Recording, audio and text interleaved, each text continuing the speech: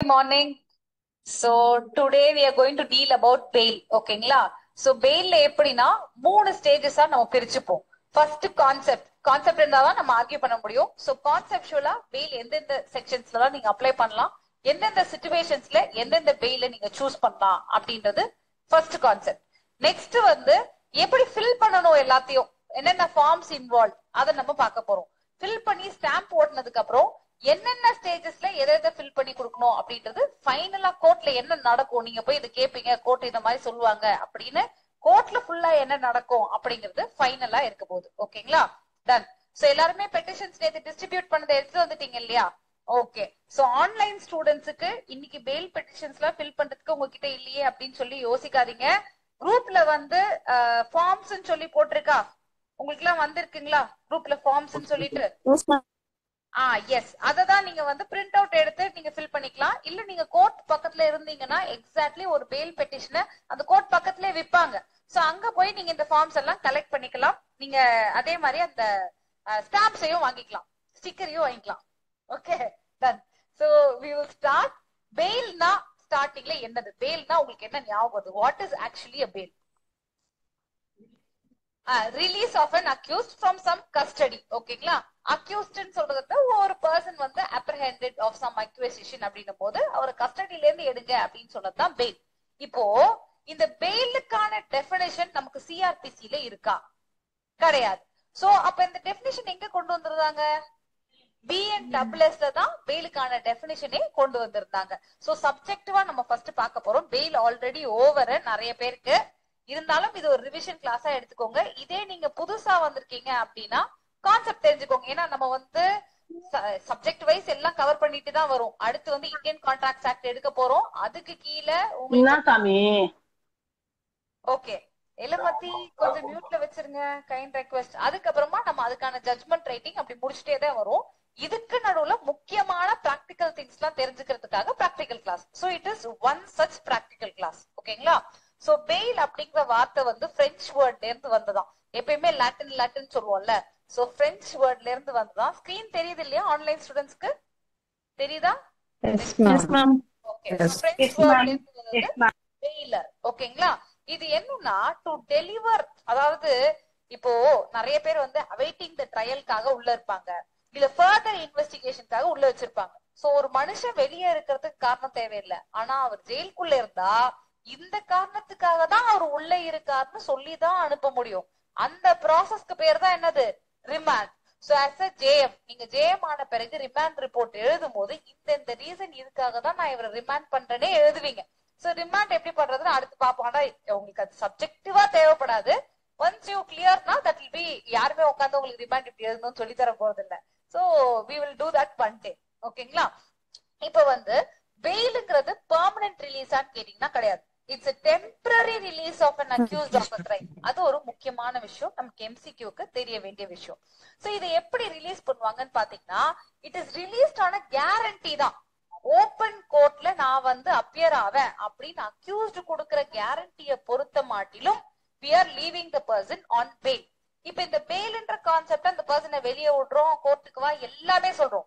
What is the basis of this concept? எதுக்காக அவரை வெளியே விடணும்? லிபர்ட்டி இருக்கணும் அப்படிங்கிறீங்க, வேற what is the basis you think? Fundamental right அவர் குற்றவாளின்னு சொல்லிட்டு இன்னும் உறுதி ஆகல மேம். ஓகே, இன்னைக்கு உங்களை நேர்ல பார்க்க முடியல. Okay, done. I am so glad that you came yesterday.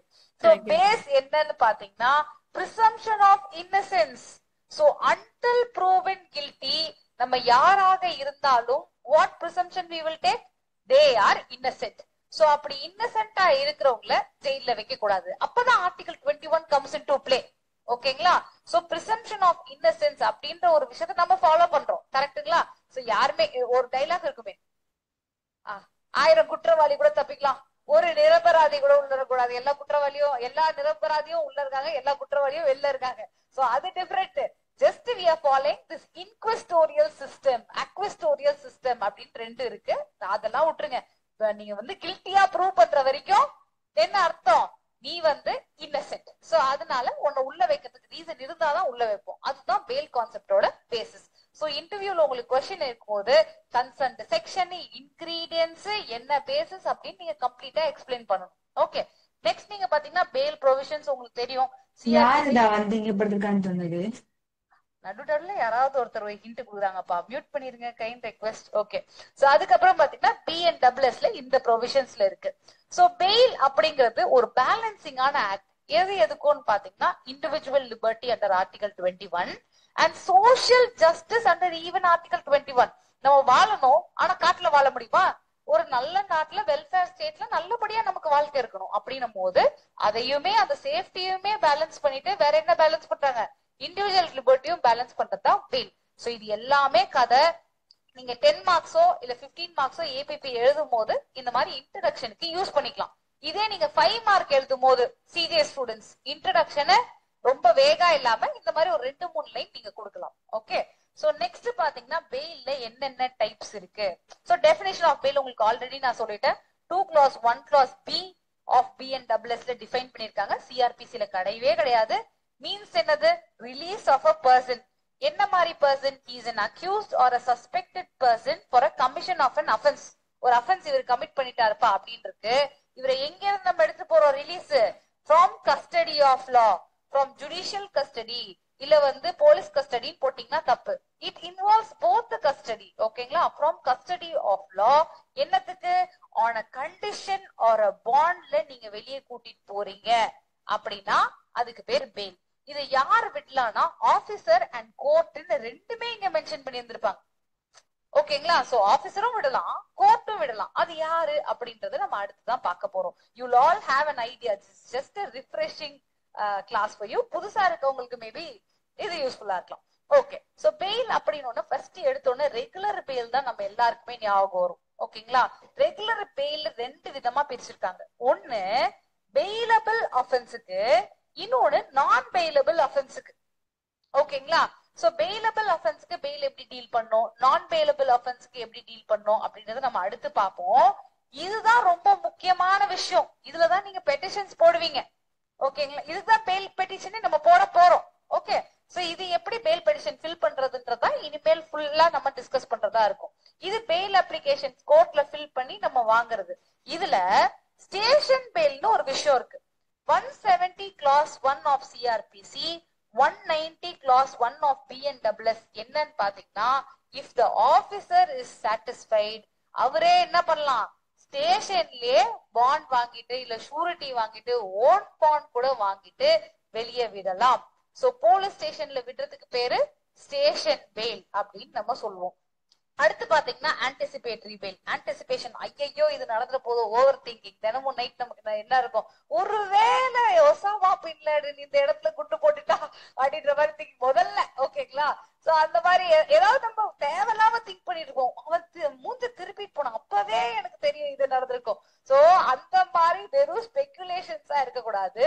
Real anticipation of you being arrested இருக்கணும். ஓகேங்களா? அப்படியும் போது ஆன்டிசிபேட்டரி பெயில் நீங்க அப்ளை பண்ணலாம். எங்க அப்ளை பண்ணணும் ஆன்டிசிபேட்டரி பெயில்? ஏபி செஷன்ஸ்க்கும் பண்ணலாம், ஹை கோர்ட்க்கும் பண்ணலாம். இது காக்னிசபிள் கேசஸ்கா நான் காக்னிசபிள் கேசஸ்கா? சாரி, பெயிலபிள் ஆஃபென்சஸ்கா நான் பெயிலபிள் ஆஃபென்சஸ்கா? Non bailable offence. Non bailable எப்பயுமே ஆன்டிசிபேட்டரி பெயில் நீங்க நான் பெயிலபிள் ஆஃபென்ஸுக்கு தான் போட முடியும். அதுக்கானதெல்லாம் நம்ம அடுத்து பார்ப்போம். ஜஸ்ட் உங்களுக்கு வந்து என்னென்ன டைப்ஸ் இருக்குன்றதான் சொல்றேன். சோ ரெகுலர்ல பெயிலபிள், நான் பெயிலபிள் இருக்கு. அதுலயும் பெயிலபிள் கீழே என்ன இருக்கு நமக்கு?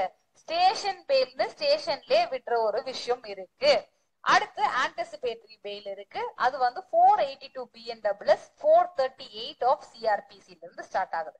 அடுத்து பாத்தீங்கன்னா default bail. So prosecution side, அதாவது இன்வெஸ்டிகேஷன் இத்தனை நாளுக்குள்ள முடிக்கலன்னா டிஃபால்ட்டா பெயில் கொடுத்துருங்கப்பா, அதுக்கு பேரு தான் டிஃபால்ட் பெயில். இது 167 clause 2, 187 BNSSல இருக்கு. இத பத்தியும் நம்ம அடுத்து பார்ப்போம். அடுத்து பாத்தீங்கன்னா ஆட் இன்ட்ரீம் பெயில்ன்ற ஒரு கான்செப்ட் இருக்கு. இதுக்கு தனியா ஒரு செக்ஷன் ப்ரொவிஷன் கிடையாது. But we will relate to certain provisions. அது அப்புறம் பார்ப்போம். ஆட் இன்ட்ரீம்னா என்னது? இன்ட்ரீம்னா என்ன அர்த்தம்? தற்காலிகமாக. ஓகேங்களா? ஷார்ட் பீரியடா மேம்? Short period. ஒரு ஷார்ட் பீரியட். எந்த ஷார்ட் பீரியட் அப்படின்றத நம்ம பாப்போம் அந்த கான்செப்ட் பார்க்கும்போது. ஓகே, நெக்ஸ்ட் ஒருத்தர் கன்விக்ட் ஆயிட்டாருப்பா. கன்விக்ஷனுக்கு அப்புறம் பெயில் அப்ளை பண்ண முடியுமா?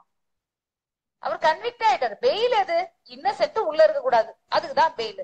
ட்ரையல் நடத்தி கன்விக்டட், நான் பெயில் அப்ளை பண்ண முடியுமா? Yes ma'am. எப்ப பண்ணுவாங்க? ரிலீஸ் ஆகுற வரைக்கும் இன்டரிம் பில் அப்ளை பண்ணி அவங்க வெளியே ரிலீஸ் ஆகுற வரைக்கும் இல்ல, ரிலீஸ் ஆகுற வரைக்குமா? புரியலையே. அவங்க அப்பீல் பீரியட் வரைக்கும், அவங்களோட பனிஷ்மெண்ட் முடியுற வரைக்கும். அப்பீல் பீரியட் வரைக்கும் அப்பீல் ஃபைல் பண்றதுக்காக எனக்கு இன்ட்ரீமா பெயில் தாங்க அப்படின்னு ஈவன் பெயில் ஆஃப்டர் கன்விக்ஷன் நமக்கு ஒரு கான்செப்ட் இருக்கு. சோ மெடிக்கல் அதையுமே கிரவுண்ட்ஸ்லயும் பெயில் மூவ் பண்ணலாம். சொல்லுங்க முத்துக்குமரன் சார். மெடிக்கல் கிரவுண்ட்ஸ்லயும் இன்டர்மெண்ட் பெயில் மூவ் பண்ணலாம் மேம். பண்ணலாம் சார். அதுக்கு பேரு மெடிக்கல் பெயில்னு சொல்லுவோம். ஆனா அது ஒரு பெரிய ஒரு ஒரு ஒரு என்ன சொல்றது, அது ஒரு டிவிஷனா நம்ம கொண்டு வர மாட்டோம். ஓகேங்களா? சோ மெடிக்கல் பெயில் நடுவுல நான் மென்ஷன் பண்ணிருக்கேன் ஒரு இடத்துல. ஓகே மேடம், ஒரு டவுட் மேடம். சார் இப்பதான் சார் ஸ்டார்ட்டே பண்ணிருக்கோம். கொஞ்ச நேரம் கழிச்சு இல்ல ஒரே ஒரு doubt madam. Kind request sir. Madam ஒண்ணு இல்ல, ஏபி போடும்போது வந்து பெயிலபிள் அஃபென்ஸ்ல போடலாமா, நான் பெயிலபிள் அஃபென்ஸ்ல போடலாமா மேடம்? இனிமேல் தான் சார் அதை எடுக்க போறேன். ஒண்ணா ஓகே மேடம், சாரி. ஓகேங்க sir, kind request. Okay. So bail in case of non bailable offence. So non bailable அஃபென்ஸ்க்கு பெயில் நம்ம எந்த செக்ஷன்ல ஃபைல் பண்ணணும் அப்படின்றத பார்க்க போறோம். அதுக்கு முன்னாடி பெயிலபிள் அஃபென்ஸ், நான் பெயிலபிள் அஃபென்ஸ், அதுக்கான டெஃபினிஷன் எங்க இருக்கு? 2 clause A of CRPCலயும் 2 clause 1 clause E of BNWS. C பாருங்க, C of BNWS இருக்கு. அதுலயே பாத்தீங்கன்னா பெயிலபிள், நான் பெயிலபிள் ரெண்டுமே கொடுத்துருவாங்க. பெருசா ஒரு டெஃபினிஷனும் இருக்காது. ஸ்கெடியூல்ல பெயிலபிள்னு சொல்லியிருந்தா அது பெயிலபிள், ஸ்கெடியூல்ல நான் பெயிலபிள்னு சொல்லியிருந்தா அது நான் பெயிலபிள், அவ்வளவுதான் அப்படின்றத மென்ஷன் பண்ணிருப்பாங்க. ஆனா இதுக்கு மீனிங் நிறைய இருக்கு.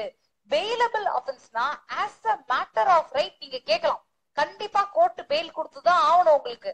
ஆனா நான் பெயிலபிள் அஃபென்ஸ் போது it goes to the discretion of the court. ஓகேங்களா? டன். சோ இப்ப இந்த அதான் இங்க போட்டிருக்கேன், டிஸ்கிரிஷன் ஆஃப் த கோர்ட். ஏன்னா இது என்னது, இது நான் பெயிலபிள் கேசஸ், நான் பெயிலபிள் அஃபென்ஸ் அப்படிங்கறதுனால. ஓகேங்களா? சோ இதுல என்னன்னா ஒரு ஸ்பெஷல் ரீசன் நம்ம வந்து கோட் பண்ணும். ஃபர்ஸ்ட் பெயிலபிள் எடுத்து வச்சிருந்தேன், நோட்ஸ் வந்து மாறி இருக்குன்னு நினைக்கிறேன். Okay, 1 second.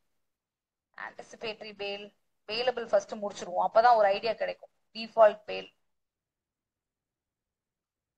நான் பெயிலபிள், இது ரஃப் எடுத்தாச்சு. Interim bail, bail after conviction, bail condition. எங்க ரித்திக் நோட்ஸ் கொடுங்க. பெயிலபிள் ஆஃபென்ஸ் இருந்துச்சு பாருங்க, அதுதான் மெயின். நம்ம அதை பத்தி தான் வந்து ஃபுல்லா பேசணும். இப்போ எடுத்து வாங்க. சரி, நான் பெயிலபிள் கண்டினியூ பண்ணிட்டு அந்த பேப்பர் மிஸ் ஆகுது போல, அடுத்து நம்ம பார்ப்போம். ஓகேங்களா? சோ இந்த நான் பெயிலபிள் என்ன சொல்றாங்கன்னா, சஸ்பெக்ட் என்ன கமிட் பண்ணிருக்காங்க அப்படின்னு பாத்தீங்கன்னா it's a non bailable offence. அதுக்காக என்ன பண்றாங்க, அரெஸ்ட் பண்ணிடுறாங்க, இல்ல டீடைன் பண்ணிடுறாங்க, வித்தவுட் வாரண்ட் பண்றாங்க. ஏன் இந்த வித்தவுட் வாரண்ட்ன்றத மென்ஷன் பண்றாங்க? ஏன் வித் வாரண்ட்னா இது அப்ளிகபிள் ஆகாதா? With warrant only for bailable, with warrant only for bailable. ரெண்டுமே இருக்கும் சார். பெயிலபிளும் எடுத்து பாருங்க, நான் பெயிலபிளும் எடுத்து பாருங்க.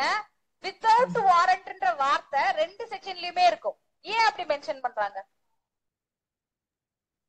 Depending the cause of action. Bailable, non bailable தான். நீங்க ரெண்டு செக்ஷனுமே எடுத்து பாருங்க, அதுல இருக்கும் இந்த மாதிரி. மேம் பெயிலபிள் அஃபென்ஸ்னா மேஜிஸ்ட்ரேட் கிட்ட பர்மிஷன் வாங்கிட்டு தான் அரெஸ்ட் பண்ண முடியும் மேம். ஆனா நான் வாரண்ட் கொடுத்தா நாங்களே அரெஸ்ட் பண்றோம், அப்புறம் என்ன உங்களுக்கு பெயில் கண்டிஷன் அப்படின்ற மாதிரி. ஓகேங்களா? சோ வித்தவுட் வாரண்ட் அப்படின்றது ரெண்டு செக்ஷனுமே இருக்கும். நீங்க எடுங்க 480 BNWS எடுங்க, 480 BNWS எடுங்க. அதே மாதிரி 478 BNWS, 478 BNWS எதை பத்தி பேசுது? Bailable offence. கரெக்டா?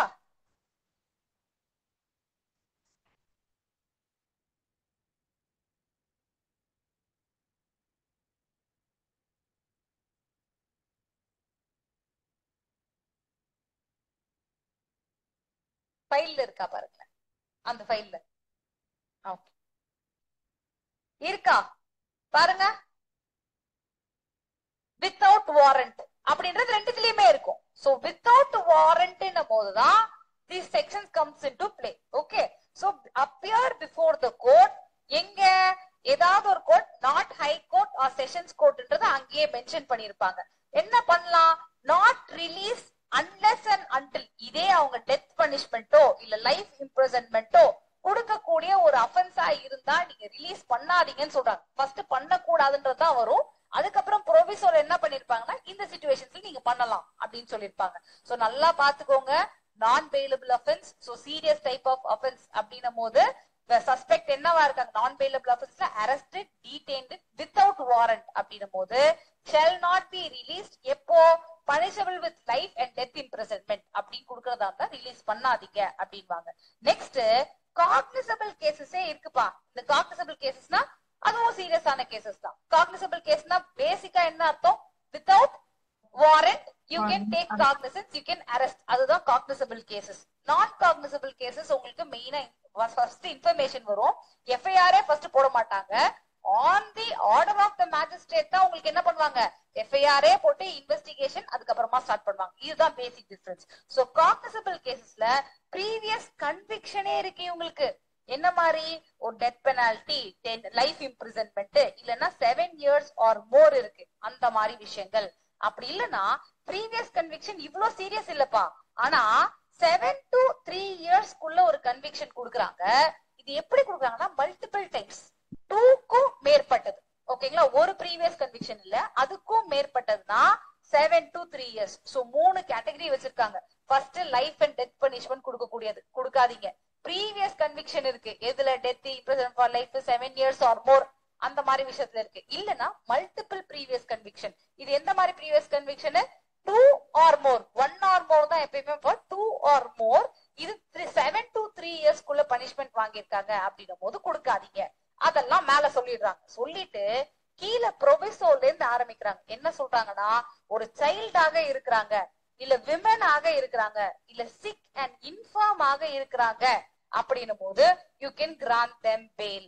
So these are the areas where medical bail crops in. இவங்க மெடிக்கல் பெயிலுக்கு நமக்கு தனி செக்ஷனோ அந்த மாதிரி எல்லாம் கிடையாது. மெடிக்கல் ரீசன்ஸ்க்காக நான் பெயில் தரேன் கோட் பண்ணும் போது அது மெடிக்கல் பெயில் நம்மளாம் சொல்லிக்கிறோம், அவ்வளவுதான். ஓகேங்களா, so child, women, sick, infirm அப்படின்னும் போது யூ கேன் கிவ் பெயில் அப்படின்றாங்க.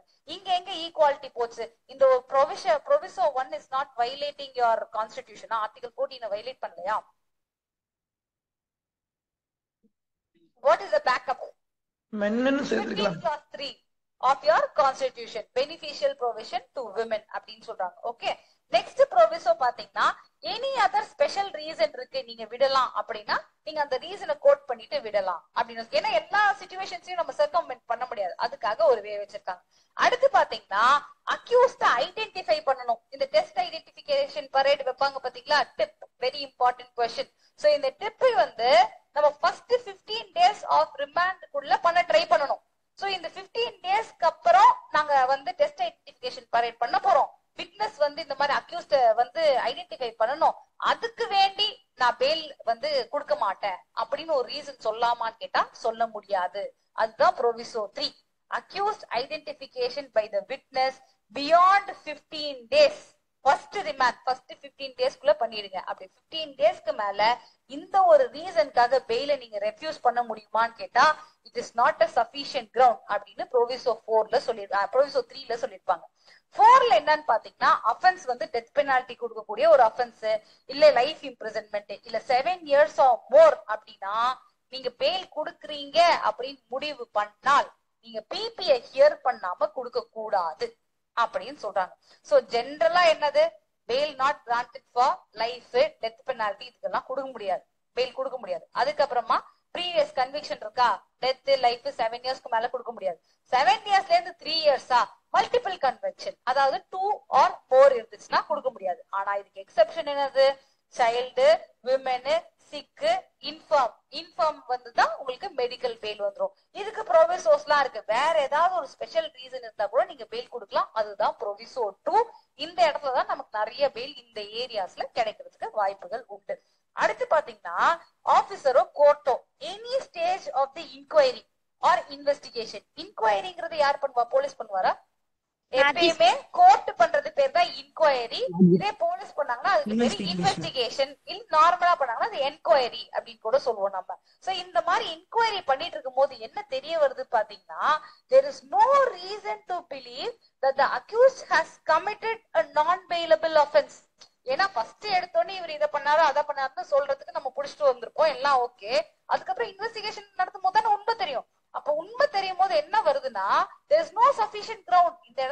நான் காக்னிசபிள் அஃபென்ஸ் இவர் பண்ணிருக்கிறதுக்கு வாய்ப்பு இல்லப்பா அப்படின்னு தெரியுது அப்படின்னா நீங்க என்ன பண்ணலாம், பெயில் கொடுக்கலாம்.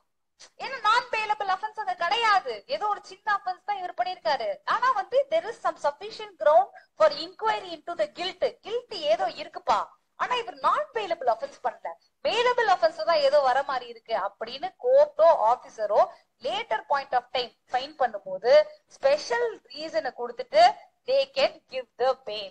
ஆனா provided cancellation of bail provision ஒன்னு இருக்கு 492 of BNWSல, அதுல இருக்க ப்ரொவிஷன் எல்லாம் பார்த்துட்டு தான் இவரு விடுற மாதிரி இருக்கும். he can release the person on bail with the bond அப்படின்னு சொல்லி இருந்திருப்பாங்க. ஓகேங்களா, இப்போ இந்த மாதிரி மேக்சிமம் நான் பெயிலபிள் கேசஸ் இதெல்லாம் எங்க போகும்? நான் bailable cases maximum sessions court, அங்கதான் உங்களுக்கு நிறைய இருக்கும். அப்ப மேஜிஸ்ட்ரேட் இந்த கிளாஸ் 2ல மேஜிஸ்ட்ரேட் வெளியே விட முடியுமா? கொஸ்டின் வரும் இல்லையா? செஷன்ஸ் அஃபென்ஸ் போட்டிருக்காங்க, ஆனா இன்வெஸ்டிகேஷன் இன்கொயரியில தெரிய வருது அது செஷன்ஸ் அஃபென்ஸ் கிடையாது, not punishable with death or imprisonment for life அப்படின்னு தெரிய வருது. மேஜிஸ்ட்ரேட் அஃபென்ஸ் தான் தெரிய வருது. அப்ப மேஜிஸ்ட்ரேட் விடலாமான்னு கேட்டா எஸ் விடலாம் அப்படின்னு சொல்லதான் இந்த பிரஹலாத் வர்சஸ் என்சிடி சைட்டேஷன் நீங்க கொடுத்திருக்கேன் பாருங்க. இது எங்க கொடுத்திருக்காங்கன்னா பேரா நம்பர் 11, பேரா நம்பர் 1733, 1734 இதெல்லாம் கொடுத்திருக்காங்க. இது வந்து உங்களுக்கு ஜுடிஷியல் அகாடமி நோட்ஸ்ல இருந்த கேஸ் லா. ஓகே, மேஜிஸ்ட்ரேட்ஸ் கொடுக்கிற case law. This is important. Okay, next imprisonment வந்து 7 இயர்ஸ்க்கும் மோரான ஒரு இம்ப்ரிசன்மெண்ட் சாப்டர் 6, 7, 8 கீழ இருக்க ஒரு சாப்டர் பிஎன்எஸ் கீழ. ஓகேங்களா, அந்த மாதிரி ஒரு அஃபென்ஸ்க்கு அபெட்மெண்ட் பண்றாங்க, ஏதோ ஒன்று பண்றாங்க அப்படின்னும் போது நீங்க சில கண்டிஷன்ஸ் ஆஃப் பெயில் போடலாம். ஸ்பெசிபிக் எல்லாத்துக்குமே கண்டிஷன்ஸ் ஆஃப் பெயில் போடுவாங்க, ஸ்பெசிபிக்கா இதுக்கு நீங்க எக்ஸ்ட்ராவா போடலாம். என்னன்னா அரெஸ்ட் பண்ணிட்டு இந்த கண்டிஷன்ஸ் ஆஃப் பெயில்ல நீங்க ஃபாலோ பண்ணணும். சிமிலர் அஃபென்ஸ் நீங்க திருப்பி பண்ணக்கூடாது. எங்க விட்னஸ் எல்லாத்தையுமே வந்து டிசிவேட் பண்ணக்கூடாது, இந்த மாதிரி நீங்க வந்து சொல்லக்கூடாது, எவிடன்ஸ கலைக்க கூடாது. இது இன்னொரு இடத்துலயும் மென்ஷன் பண்ணிருப்பாங்க. எங்க மென்ஷன் பண்ணி இதை பத்தி டீடைல்டா பேசியிருப்பாங்க. பெயில்னாலே அரெஸ்ட்னாலும் இந்த ஒரு கேஸ்ல ரொம்ப ரொம்ப இம்பார்ட்டன்ட். அதுல ஒரு கமாண்ட்மெண்ட்ஸ் கொடுத்திருப்பாங்க. இந்த டைம்ல தான் நீங்க வந்து அரெஸ்ட் ரிமாண்ட் பண்ணணும், இல்லைன்னா பண்ணக்கூடாதுன்னு ஸ்பெசிபிக்கா சொல்லியிருப்பாங்க.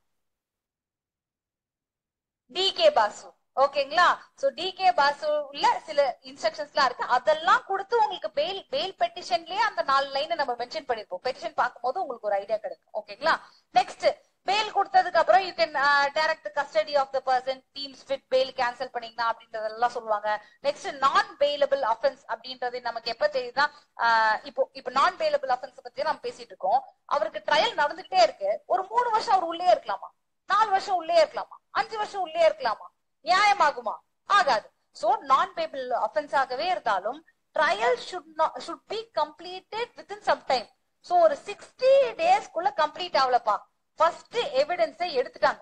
ஓகேங்களா, அந்த ஃபர்ஸ்ட் எவிடன்ஸை எடுத்து 60 டேஸ்க்குள்ள ட்ரையல் கம்ப்ளீட்டே ஆகல, அவர் உள்ளேயே இருக்காரு. Complete 60 days he was inside the bail அப்படின்னும் போது, inside the jail அப்படின்னும் போது மேஜிஸ்ட்ரேட் சாட்டிஸ்பாக்சனுக்கு கண்டிஷன்ஸ் எல்லாம் போட்டு அவளை ரிலீஸ் பண்ணலாம். This is an important area where most of the people will be applying bail even for serious offenses. So non bailable offense தான், it is a discretionary power தான். ஆனால் எனக்கு 60 டேஸ் ஆயிடுச்சு. எப்ப 60 டேஸ் ஆகுது ஸ்டார்டிங்? ஃபர்ஸ்ட் எவிடன்ஸ் எடுத்து 60 டேஸ்க்குள்ள trial முடியல அப்படின்னும் போது I will get a right for a bail here. இதை தாண்டி நமக்கு அண்டர் ட்ரையல் பிரிசனர்ஸ்க்கு பெயில் அப்ளை பண்ணலான்ட்டு இருக்கா? சோ முன்னாடி சிஆர்பிசில என்ன இருந்துச்சுன்னா 1/2 ஆஃப் த பனிஷ்மெண்ட் நீங்க கம்ப்ளீட் பண்ணிருந்தா வெளியே போகலாம் அப்படின்னு அண்டர் ட்ரையல் பிரிசனர்ஸ் இருந்துச்சு. இப்ப என்ன எக்ஸ்ட்ரா கொண்டு வந்திருக்காங்க? ஃபர்ஸ்ட் டைம் அஃபெண்டராக இருந்தீங்கன்னா 1/3 நீங்க கம்ப்ளீட் பண்ணாலே போதும், உங்களை வெளியே ரிலீஸ் பண்ணிடலாம். Release of under trial prisoners. இதுக்கு என்ன பேசிஸ்? ஒரு கேஸ்ல எப்பயுமே ஒரு கான்செப்டுக்கு ஒரு பேஸ் கேஸ்ல எழுதும். ஹுசைனரா Kathur retrospective effect is also applicable. Excellent, correct. So அத நீங்க மென்ஷன் பண்ணி எழுதலாம். ஓகேங்களா, so any time after the conclusion of the trial, இப்ப நீங்க ஜட்ஜா இருக்கீங்க, ட்ரையல் கன்க்ளூட் ஆகும் போதே உங்களுக்கு ஒரு ஐடியா கிடைச்சிரும் இவர் அந்த அஃபென்ஸ பண்ணிருக்காரா இல்லையான்னு. ட்ரையல் முடிச்சதுக்கு அப்புறம் நிறைய விஷயம் நடக்கும்ல. ட்ரையலுக்கு அப்புறம் என்னென்ன பண்ணுவாங்க?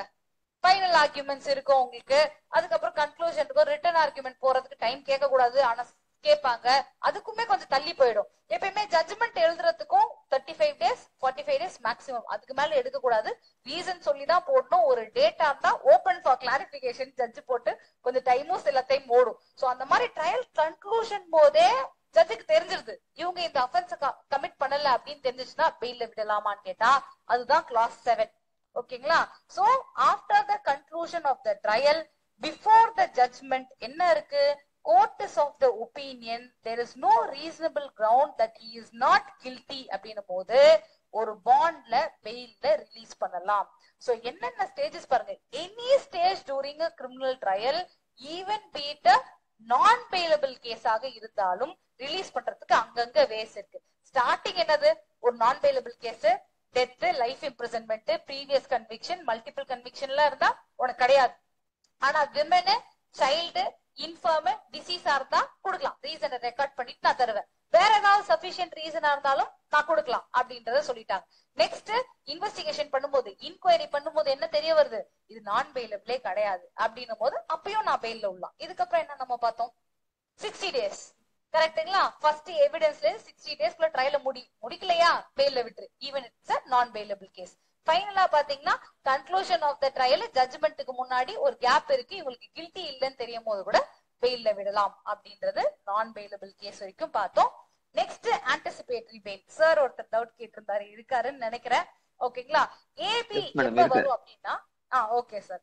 So anticipation of arrest, apprehending arrest அப்படிங்கும் போது நான் பெயிலபிள் கேசஸ்ல தான் நம்ம ஏபி ஃபைல் பண்ணணும். ஏன் பெயிலபிள் கேசஸ்ல பண்ணக்கூடாது? பெயிலபிள்கான நோட்ஸ் மிஸ் ஆகுது, இருந்தாலும் நான் சொல்லிடுறேன் எனக்கு ஞாபகம் இருக்கிறத. இல்ல நான் மிஸ் பண்ணிட்டு வந்துட்டேன் பேப்பர். Okay, that's okay. ஏன் நான் பெயிலபிளுக்கு மட்டும் தான் ஏபி வாங்கன்றாங்க? அப்ப பெயிலபிள்ல கூட தானே புடிச்சிட்டு போறாங்க, ஏன்பா கிடையாது? அது ஓன் பெயில பெயிலே கொடுத்துருவாங்களா மேம்? அரெஸ்ட் இருக்காது. கொடுத்துருவாங்க. ஏன்னா நீங்க நேரா போயிட்டு ஆக்சுவலி ஸ்டேஷன் பெயில்லயே நம்ம வந்துடலாம். ஓகேங்களா? மேக்ஸிமம் அப்படியும் அவங்க விடல, they make you appear before the magistrate. ஏன்னா ஃபர்ஸ்ட் ஸ்டேஷன் பெயில்ல விடுறதா ஃபர்ஸ்ட் ஸ்டெப். அதுக்கப்புறம் அவங்க மேஜிஸ்ட்ரேட் கிட்ட ஏன் கூட்டிட்டு போறாங்கன்னா 24 hours இன்வெஸ்டிகேஷன் கம்ப்ளீட் பண்ண முடியல அப்படின்றதுக்காக தான் ரிமாண்ட் கூட்டு போறாங்க. சோ 24 hours இன்வெஸ்டிகேஷன் கம்ப்ளீட் பண்ணணும்னு சொல்ற செக்ஷன் இது 57 CRPC 58 of BNWS. முடியல அப்படின்னும் போது கொண்டு போனோம்னா as a matter of right if you are able to satisfy the bail நீங்க என்ன பண்ணலாம்? இமீடியட்டா எந்த கோர்ட்னாலும் விட்டுதான் ஆகணும். Okay, so that is the reason. ஆனா இந்த இடத்துல என்ன பண்ணுவாங்கன்னா பெயில் கண்டிஷன் எக்ஸசிவா போட்டுருவாங்க, ஓனரஸா போட்டுருவாங்க. அதனாலதான் bail condition social status of the accused பார்த்து போடணும் அப்படின்வாங்க. ஓகேங்களா? ஒரு ஃபாரினர் இருக்காரு, அரெஸ்ட் ஆகுறாரு. அந்த ஃபாரினருக்கு 2 ஷூரிட்டி கொண்டு வானா எப்படி ஷூரிட்டி கொண்டு வா? யோசிச்சு சொல்லுங்க, யார ஷூரிட்டி கொண்டு வா? ஒண்ணு அவர் டூரு கூட்டு வந்த கைட பிடிக்கணும், அவரா கிளம்பி வந்திருந்தாருன்னா அதுவும் கிடைக்காது. யாராவது செல்ஃபி எடுத்திருப்பாங்கல்ல அவரை கூப்பிட்டு அவங்கள பிடிச்சு கூப்பிட்டாலும் யாரும் ஷூரிட்டி கொடுக்க போறது இல்ல. சோ ஃபாரினர் ஷூரிட்டி கொடுக்கணும்னா என்ன பண்ண முடியும்? இப்ப லேட்டஸ்ட் ஹைகோர்ட் டெசிஷன் அது என்ன பண்ணலாம்? What is the way? Surety கொடுக்க மாட்டாங்க. ஷூரிட்டி கொடுக்க முடியாதுல்ல சார், அதனால பிராக்டிகல் டிஃபிகல்ட்டி சொல்றேன் நான். என்ன பண்ணலாம் அந்த பர்சனல் பாண்ட்ல வெளியே விடலாம். Very good Vignesh Priya. Yes, personal பாண்ட்ல வெளியே விடலாம் அப்படின்னு சொல்லி இப்ப மெட்ராஸ் ஹைகோர்ட் கொடுத்திருக்கு. லேட்டஸ்டா 2 weeks பேக் கொடுத்தது. ஓகேங்களா? நவ மேடம் ஒரு வாட்டி அகைன் ரிப்பீட் பண்ணுங்க. ஒண்ணுமே இல்ல சார். இப்போ ஃபாரினர் யாரோ அரெஸ்ட் ஆகுறாங்க, ஷூரிட்டி எல்லாம் கொடுத்தாதானே பெயில்ல மேக்ஸிமம் விடுவாங்க. கரெக்ட்டுங்களா? சோ ஷூரிட்டி யார் கொடுப்பா ஃபாரினருக்கு? அவர் வெளியூர்ல இருந்து வந்திருக்காரு இல்லையா? சோ கொடுக்க முடியாது. அப்படின்றனால ஓன் பாண்ட்ல நீங்க விடலாம், அமௌண்ட் வாங்கிக்கலாம். மேக்ஸிமம் பாஸ்போர்ட் வாங்குவாங்க. பாஸ்போர்ட்டோட ஒரிஜினல் யா வாங்குறாங்க? நல்லா யோசிச்சு சொல்லுங்க. இப்போ ஒரிஜினலா வாங்குறாங்க? ஒரிஜினல் வாங்குறாங்களா? என்ன சம் டெபாசிட் பண்ணிட்டு நீங்க வெறும் ஜெராக்ஸ் தான் கொடுக்க போறீங்க. ஓகேங்களா? சோ அந்த மாதிரி ஓன் பாண்ட்ல விடலாம் ஃபாரினர்ஸ் அப்படின்னு மெட்ராஸ் ஹைகோர்ட் ஜட்ஜ்மெண்ட் கொடுத்திருக்காங்க சார். ஓகே, சோ இப்ப இந்த ஆன்டிசிபேட்டரி பெயில் இருக்கு பாத்தீங்களா? இதோட பேசிஸே நமக்கு ஆர்டிகல் 21 தான். எல்லா பெயிலோட பேஸும் அதுதான். ஆர்டிகல் 21 இதுக்கும் அதுதான். சோ இப்போ ஒரு ஆன்டிசிபேட்டரி பெயில் போடுறீங்க, ஆனா அந்த கிரைமுக்கு எஃப்ஐஆரே ஃபைல் பண்ணல, இன்னும் உங்க பேரும் எஃப்ஐஆர்ல இல்ல. அப்ப நீங்க ஏபி ஃபைல் பண்ணலாமா? எந்த அப்ரிஹென்ஷனும் இல்லையே. எஃப்ஐஆர்ல இருந்தாலும் உங்களை வந்து பிடிக்க போறாங்க. பண்ணலாம் முடியாது மேடம். நிறைய பேர் முடியாதுன்னு நினைப்போம். But it is settled principle of law. There is supreme court judgement as well. என்னன்னா filing of FIR is not needed. நீங்க எந்த ஜேஎம் கோர்ட் வேணாலும் நீங்க போய் அதாவது அவங்களுக்கு இன்ஸ்ட்ரக்ஷன்ஸ் அமைச்சிருப்பாங்க ஹை கோர்ட்ல இருந்து, அதுக்கப்புறம் செஷன்ஸ் கோர்ட்ல இருந்து. ஏன்னா ஏபி நீங்க செஷன்ஸ் ஹை கோர்ட் தான் போறீங்க. அப்படின்னும் போது எஃப்ஐஆர் தேவை கிடையாது. அந்த அப்ரிஹென்ஷன் இப்படி இருக்குன்னு நீங்க ப்ரூவ் பண்ணாலே போதும். இந்த ரீசன்ல இப்படி கனெக்ட் பண்ணி எங்களை வந்து இப்படி பிடிக்கிறதுக்கு வாய்ப்புகள் உண்டு அப்படின்னு நீங்க சொன்னாலே போதும். எஃப்ஐஆர் இருக்கணும், எஃப்ஐஆர்ல உங்க பேர் இருக்கணும் அப்படின்ற எந்த அவசியமே கிடையாது. ஓகேங்களா?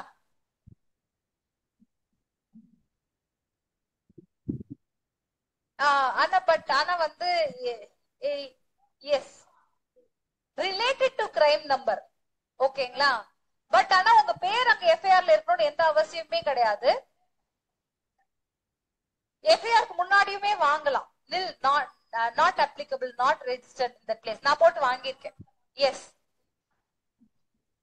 நாட் அப்ளிகபிள் போட்டு வாங்கலாம். நீங்க கேட்பாங்க சில டைம், ஆனா நீங்க நாட் அப்ளிகபிள் போட்டுக்கலாம். கன்ஃபார்ம் அது. ஓகேங்களா? அடுத்து பாத்தீங்கன்னா பெயில் ஆர்டர் கொடுக்குறாங்க. அப்போ ஆன்டிசிபேட்டரி பெயில் கொடுத்துட்டாங்க. எந்த ஒரு போலீஸ் ஆபீசரும் உங்களை அப்ரோச் பண்ணி இன்டர்ரோகேட் பண்ண முடியாதா? யாருமே எந்த கொஸ்டினும் கேட்க முடியாதா? அஃப்கோர்ஸ் இன்வெஸ்டிகேஷனுக்கு தடை கிடையாது. அது உங்களை ஜெயில வைக்க முடியாது, அவ்வளவுதான ஒழிய இன்டர்ரோகேஷன் இன்வெஸ்டிகேஷன் கண்டிப்பா பண்ணலாம். அத 438 ஆர்டர் அஃபெக்ட் பண்ணாது. இது எல்லாத்தையுமே சொன்னது சீதாராம் சிங்கராஜப்பா கேஸ் 2011 கேஸ். இந்த ஃபைலிங் ஆஃப் எஃப்ஐஆர் தேவை இல்லைன்றது பாத்தீங்களா? இது இந்த கேஸ தான் மேனிஃபெஸ்டா சுப்ரீம் கோர்ட் சொல்லியிருந்தாங்க. ஓகே, ரொம்ப ரொம்ப முக்கியமான ஒரு விஷயம். Next bail. இப்ப இந்த ஏபி எப்ப எஃபெக்ட்டுக்கு வரும்? ஏபி கொடுத்துறாங்க. the moment அரெஸ்ட் பண்ண வரும்போது அது ஃபுல் எஃபெக்ட்டுக்கு வரும் அப்படின்றதையும் சொல்லியிருக்காங்க. ஓகேங்களா? நெக்ஸ்ட் இப்ப நான் ஏபி பெட்டிஷன் போடுறேன், ஏபி அப்ளிகேஷன் போடுறேன். அது போட்டா உடனே எனக்கு கிடைக்குமான்னு கேட்டா I will be waiting for some time. கரெக்ட்டுங்களா? சோ மேக்ஸிமம் சீக்கிரமா அதெல்லாம் டிஸ்போஸ் பண்ணிடுவாங்க. இருந்தாலும் நீங்க 1 நாள் 2 நாள் 3 நாள் 4 நாளாவது வெயிட் பண்ண வேண்டியது வருது இல்லையா? அந்த வெயிட்டிங் டைம்க்குள்ள உங்களை வந்து அரெஸ்ட் பண்ணிட்டா அப்ஸ்காண்ட் ஆக வேண்டியதா? பெண்டிங்ல இருக்குன்னு சொல்லி இன்ஃபார்ம் பண்ணாங்க. எஸ், பெண்டிங்ல இருக்குன்னு சொல்லிட்டு நம்ம என்ன பண்ணலாம்? இன்ட்ரீம் பெயில் ஆர்டர் கேட்கலாம். இதுக்கு பேரு தான் இன்ட்ரீம் பெயில். நான் சொன்னேன் இல்லையா, இன்ட்ரீம் பெயிலுக்கு ஸ்பெசிபிக்கா நமக்கு செக்ஷன்ஸ் கிடையாது. இருந்தாலும் இந்த ஏபிக்குள்ள அரெஸ்ட் ஆயிடக்கூடாது அப்படின்றதுக்காக மென்ஷன் பண்ணி மேக்சிமம் அர்ஜென்ட் மோஷன் சொல்லி நம்ம என்ன வாங்குவோம்? இன்ட்ரீம் பெயிலுமே வாங்கலாம். நெக்ஸ்ட் ஃபைனலா பெயில் ஆர்டர் குடுக்குறாங்க, ஏபி குடுக்குறாங்க அப்படின்னும் போது நோட்டீஸ் டு பிபி கொடுத்துட்டு எஸ்பிக்கும் நோட்டீஸ் கொடுத்துட்டதுக்கு அப்புறமா தான் நீங்க என்ன பண்ணும்? அந்த ஆன்டிசிபேட்டரி பெயில் ஆர்டரே கோர்ட்டு கொடுக்க முடியும். அது கண்டிப்பா அதர் சைடுக்கு சொல்லிடணும். அடுத்து இப்ப ஏபி ரிஜெக்ட் ஆயிடுச்சு. ஏபி போறதுக்கு முன்னாடி இதுதான் எந்த ஒரு அட்வொகேட்டும் யோசிக்கணும். ஏபி போட்டுடலாம்ப்பா, ஏபி ரிஜெக்ட் ஆயிடுச்சு, அப்புறம் என்ன ஆகும்? ஏபி ரிஜெக்ட் மட்டும் ஆயிடுச்சுன்னா அவ்வளவுதான், இமீடியட் அரெஸ்ட் தான். Police can arrest without warrant. AB reject ஆயிடுச்சுன்னா இட்ஸ் வெரி சீரியஸ். சோ முன்னாடி சொன்ன மாதிரி AB High Court, sessions court, எங்க வேணாலும் நம்ம போலாம். Interrogation is not stop. நீங்க என்ன பண்ணுவீங்கன்னு பாத்தீங்கன்னா ஏபி அப்ளை பண்ணும் போதே மெயினா விட்னஸ் எல்லாத்தையுமே நான் டிஸ்வேட் பண்ண மாட்டேன், டைரக்ட்லி ஆர் இன்டைரக்ட்லி. இந்தியாவை பெர்மிஷன் இல்லாம வெளியே போக மாட்டேன் இந்தியால இருந்து அப்படின்றது எல்லாத்தையுமே நீங்க மென்ஷன் பண்ணிருக்கணும். சோ ரேப் கேசஸ்க்கு நமக்கு ஏபி அப்ளை ஆகுமா? 65 clause 2 எஸ். சோ அதெல்லாம் 70 பிஎன்எஸ்க்குலாம் அப்ளை ஆகாது அப்படின்றத கீழே கொடுத்து வந்திருப்பாங்க. நெக்ஸ்ட் பெயில் ஆன் டிஃபால்ட் அப்படின்றது தான் டிஃபால்ட். மேடம் 1 செகண்ட் சொல்லுங்க sir. Sorry for interruption. Ma'am இப்போ ஏபி பெட்டிஷனர் வந்து ஏபி சாரி அக்யூஸ்ட் வந்து ஏபி வந்து ஃபைல் பண்றாங்க, ஓகேங்களா? பெட்டிஷனர் வந்து இன்டர்வென்ட் பெட்டிஷன் போடலாமா ஏபி கொடுக்க கூடாதுன்னு சொல்லி? நீங்க உங்களை ஹியர் பண்ற டைம் ஏபிக்கு வராது சார். ஆக்சுவலி நம்ம இந்த சைடு விக்டிம் சைடு வராது. ஏன்னா ஸ்டேட் தான் நமக்கு வந்து நமக்காக வரும். கரெக்ட்ங்களா? அதுக்குதான் பிபியும் எஸ்பியும் பேச சொல்றாங்க. மேபி நீங்க என்ன பண்ணலாம்னா under the guidance of PP intervener நீங்க அவரோட கைடன்ஸ் கீழ தான் போட முடியும். நம்ம தனியா ஆக்ட் பண்ண முடியாது. அசிஸ்டிங் த ப்ராசிக்யூஷன் மாதிரி நம்ம போட முடியும் மேக்ஸிமம். அதுவும் நீங்க ட்ரையல் ஸ்டார்ட் பண்ணும்போது தான் அசிஸ்டிங் த ப்ராசிக்யூஷனே வரும். சோ பிபி கிட்ட சொல்லி வேணா இன்டர்வீனிங் ட்ரை பண்ணலாம் sir. Only under their guidance. Yes sir. So bail on default. Default பெயில்ன்றது 167 clause 2 ஆஃப் சிஆர்பிசில இருக்கு, 187 ஆஃப் பிஎன்டபிள்யூஎஸ்ல இருக்கு. என்ன பேசிஸ்? இன்வெஸ்டிகேஷன் 24 ஹவர்ஸ்ல கம்ப்ளீட் ஆகணும். கம்ப்ளீட் ஆலையா ரிமாண்ட் பண்ணலாம். அதுவும் என்ன பண்ணணும்னு சொல்லிருக்காங்கன்னா சார்ஜ் ஷீட். சார்ஜ் ஷீட் தான் உங்களுக்கு இன்வெஸ்டிகேஷனோட எண்டு. அந்த சார்ஜ் ஷீட் எவ்வளவு நாளைக்குள்ள ஃபைல் பண்ணணும்னா 90 days for any offence where life imprisonment involve ஆயிருக்கு, டெத்துக்கு பனிஷ்மெண்ட் கொடுப்பாங்க, இல்ல 10 yearsக்கும் மேல கொடுப்பாங்க அப்படின்னும் போது 90 daysக்குள்ள ஃபைல் பண்ணிருங்க. இல்ல இந்த மாதிரி அதர் அஃபென்சஸ் இந்த மாதிரி இல்லாம 10 yearsக்கும் கீழனும் போது 60 daysக்குள்ள ஃபைல் பண்ணிருங்க. அப்படி இல்லன்னா 91st day உங்களுக்கு என்ன ரைட் கிடைக்கும்? 61th day என்ன கிடைக்கும்? Right to apply for your default bail. So நிறைய பேர் என்ன நினைச்சுப்போம், பெயில் பேரு டிஃபால்ட் பெயில், கோர்ட்டே பார்த்து நம்மள வெளியே விட்டுரும். அப்படி கிடையாது. we have to apply for it. apart from that அவங்க சொல்ற கண்டிஷன்ஸ் எல்லாம் நம்ம சர்வ் பண்றதுக்கும் ரெடியா இருக்கும். அப்படி சர்வ் பண்ண ரெடியா இல்லையா, டிஃபால்ட் டைம் ஆனாலும் நீ உள்ளே தான் இருப்ப. ஓகேங்களா? சோ இத சொன்னதுதான் Hitendra Vishnu Thakur vs state of Maharashtra. It must be compulsorily applied. ஓகேங்களா? நெக்ஸ்ட் இப்போ 61st டே வந்துருச்சு, 60 முடிஞ்சிருச்சு. மார்னிங் சார்ஜ் ஷீட்டும் வருது, உங்களோட பெயில் பெட்டிஷனும் வருது. டிஃபால்ட் வெளியே விட்டுடலாமா? மார்னிங் அந்த 61வது டே அக்யூஸ்டும் வந்து அப்பியர் ஆறாங்க, சார்ஜ் ஷீட்டும் ஃபைல் பண்ணிடுறாங்க, நீங்க அட்வொகேட்டை வச்சு பெயில் பெட்டிஷனும் போட்டுறீங்க. இப்போ உங்களை பெயில்ல விட்டுடலாமா? 60 days தாண்டிடுச்சு அப்படின்னா உங்களுக்கு வந்து சார்ஜ் ஷீட் கொடுத்துட்டாங்களே, 61 ஃபர்ஸ்ட் டேவே கொடுத்துட்டாங்களே, அவங்க கரெக்டா இன்வெஸ்டிகேஷன் பண்ணி முடிச்சிருக்காங்களே, இவர் உள்ள அப்புறம் என்ன நியாயம் அந்த விக்டிம்க்கு? இவரை வெளியே விட்டுடலாமா? கண்டிப்பா விடணும் மேம். அந்த டேஸ் முடிஞ்சிருச்சுன்னா கண்டிப்பா அத சொன்னதுதான் ரொம்ப பழைய கேஸ்ல 1994 கேஸ்ல, நான் பிறந்தப்ப வந்த கேஸ்ல. ஓகேங்களா? சோ என்ன சொல்றாங்கன்னா சேம் டே 61 அதாவது அடுத்த நாளே அடுத்த நிமிஷமே உங்களுக்கு என்ன வந்துருது? டிஃபால்ட் பெயில் ரைட் வந்துருது. சோ அதனால அடுத்த நாளே கொண்டு வந்து சார்ஜ் ஷீட் சேம் டே கொடுத்தாலுமே you are having you can be enlarged on bail, that right is right there அப்படின்றத சொல்லி இருந்திருப்பாங்க. ஓகேங்களா? ஓகே, இப்போ சார்ஜ் ஷீட் ஃபைல் பண்ணிட்டாங்கப்பா, அதுக்கப்புறம் டிஃபால்ட் பெயில் கீழே நான் போட முடியுமா? கேட்க முடியுமா? 60 daysக்குள்ள ஃபைல் பண்ணிட்டாங்க, அப்புறம் கேட்க முடியுமானா கேட்க முடியாது. ஏன்னா சார்ஜ் ஷீட் ஃபைல் பண்ணதும் அது இன்வெஸ்டிகேஷன் ஸ்டேஜ்ல இருந்து எங்க போகுது? ப்ரீ காக்னிசபிள் ஸ்டேஜுக்கு போயிட்டனால it will not go to default bail. நம்ம எங்க போலாம்? அப்போ டிஃபால்ட் பெயில் போக முடியாது. அப்ப சார்ஜ் ஷீட்லாம் ஃபைல் பண்ணியாச்சு, என்ன பெயில் நம்ம ட்ரை பண்ணலாம்? பெயிலே ட்ரை பண்ண முடியாதா? Under trial prisoner, normal regular bail we will start trying. ஓகேங்களா?